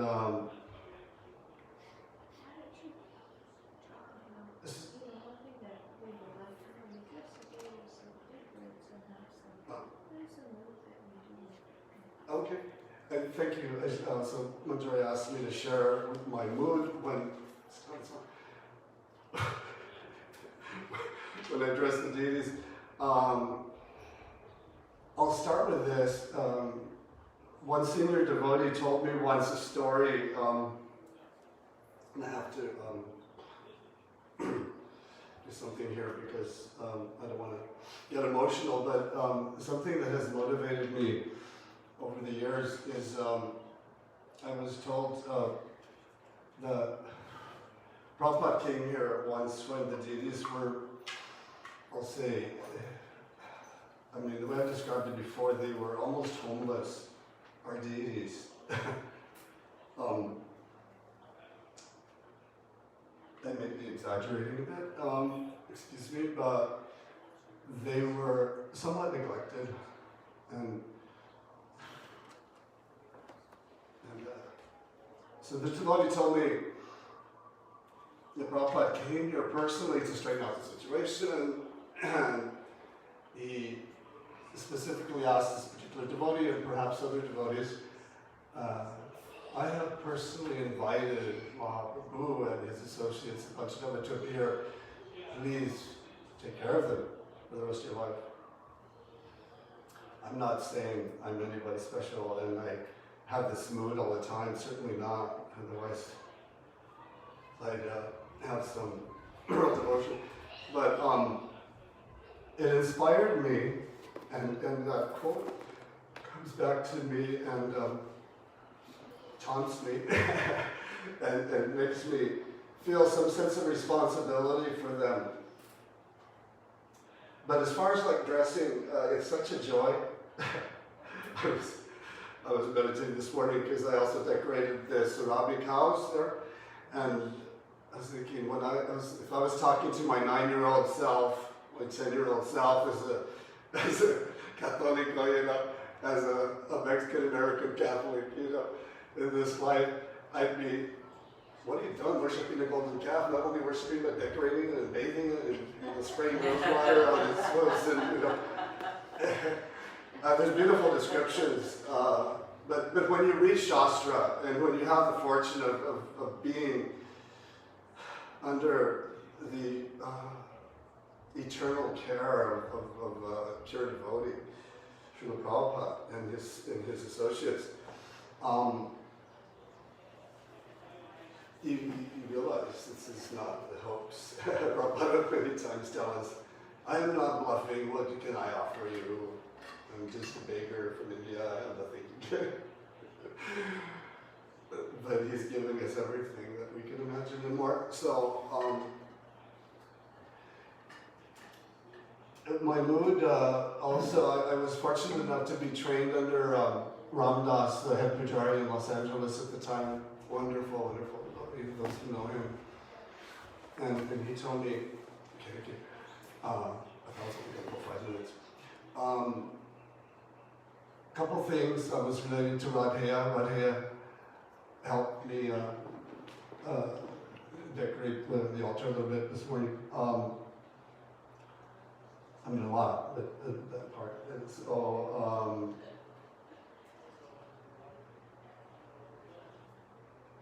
I shared with him one instruction I got from Ramdas, dress the deities simple but elegant. Not so simple because we're not worshiping the deity like Lord Chaitanya taking sannyas and leave him shaved and just loincloth and the sannyas garb. but Prabhupada gave very specific instructions here that I've heard from my senior devotee, God brothers, God sisters, especially Krusha, and she told me originally the quote from Prabhupada, they should be dressed like rich Bengali gentlemen. So one day I Googled that, and I came up with a picture of a prince, like a Maharaj, with a beautiful turban, nice long kurta, bands on his turban. So, I don't know if devotees know, but my nickname is the Turbinator. It's my favorite service. That's why it took so long on the altar today, because I had to coordinate all the turbines on every duty, including the cows again. Anyway, my mood, in summary, is a sense of responsibility. I enjoy it. I could do it, like probably, if it might seem like my dream job. So I've been praying to Krishna, please allow me to have a certain amount of financial independence, security, so I can just dive into more and more festivals and deity service and their business that's in all-income business. That's all for now. Glories to Sripad Tattva and Lord Chaitanya in particular and his wonderful associates, including all of you. Hari Bol. Thank you for sharing. Thank you. I'll tell a story. There was this very dear friend of Srila Prabhupada, Krishna Babaji Maharaj. And one devotee went to him and he played the mridanga very beautifully, and he sang kirtan very beautifully. And so he went to him and he said, I would like to record your playing the mridanga and your kirtan, because nobody else can do it like you. And we want to preserve this, like preserve it for posterity, that other people will be able, even after you've gone. And the Krishnadas Babaji Maharaj said, he said, don't worry. He said, there's no need for that, because when the bhav is there, then the ability will come. So it's all a matter of the bhav, or the bhav means like mood. Hare Krishna, thank you very much. And Maharaj has been here the whole time. Everybody's been. Thank you. Vanchakalpa Trubhyascha Kripa Sindhya Vacha Pachikanam Bhavanebhyo Vaishnavi.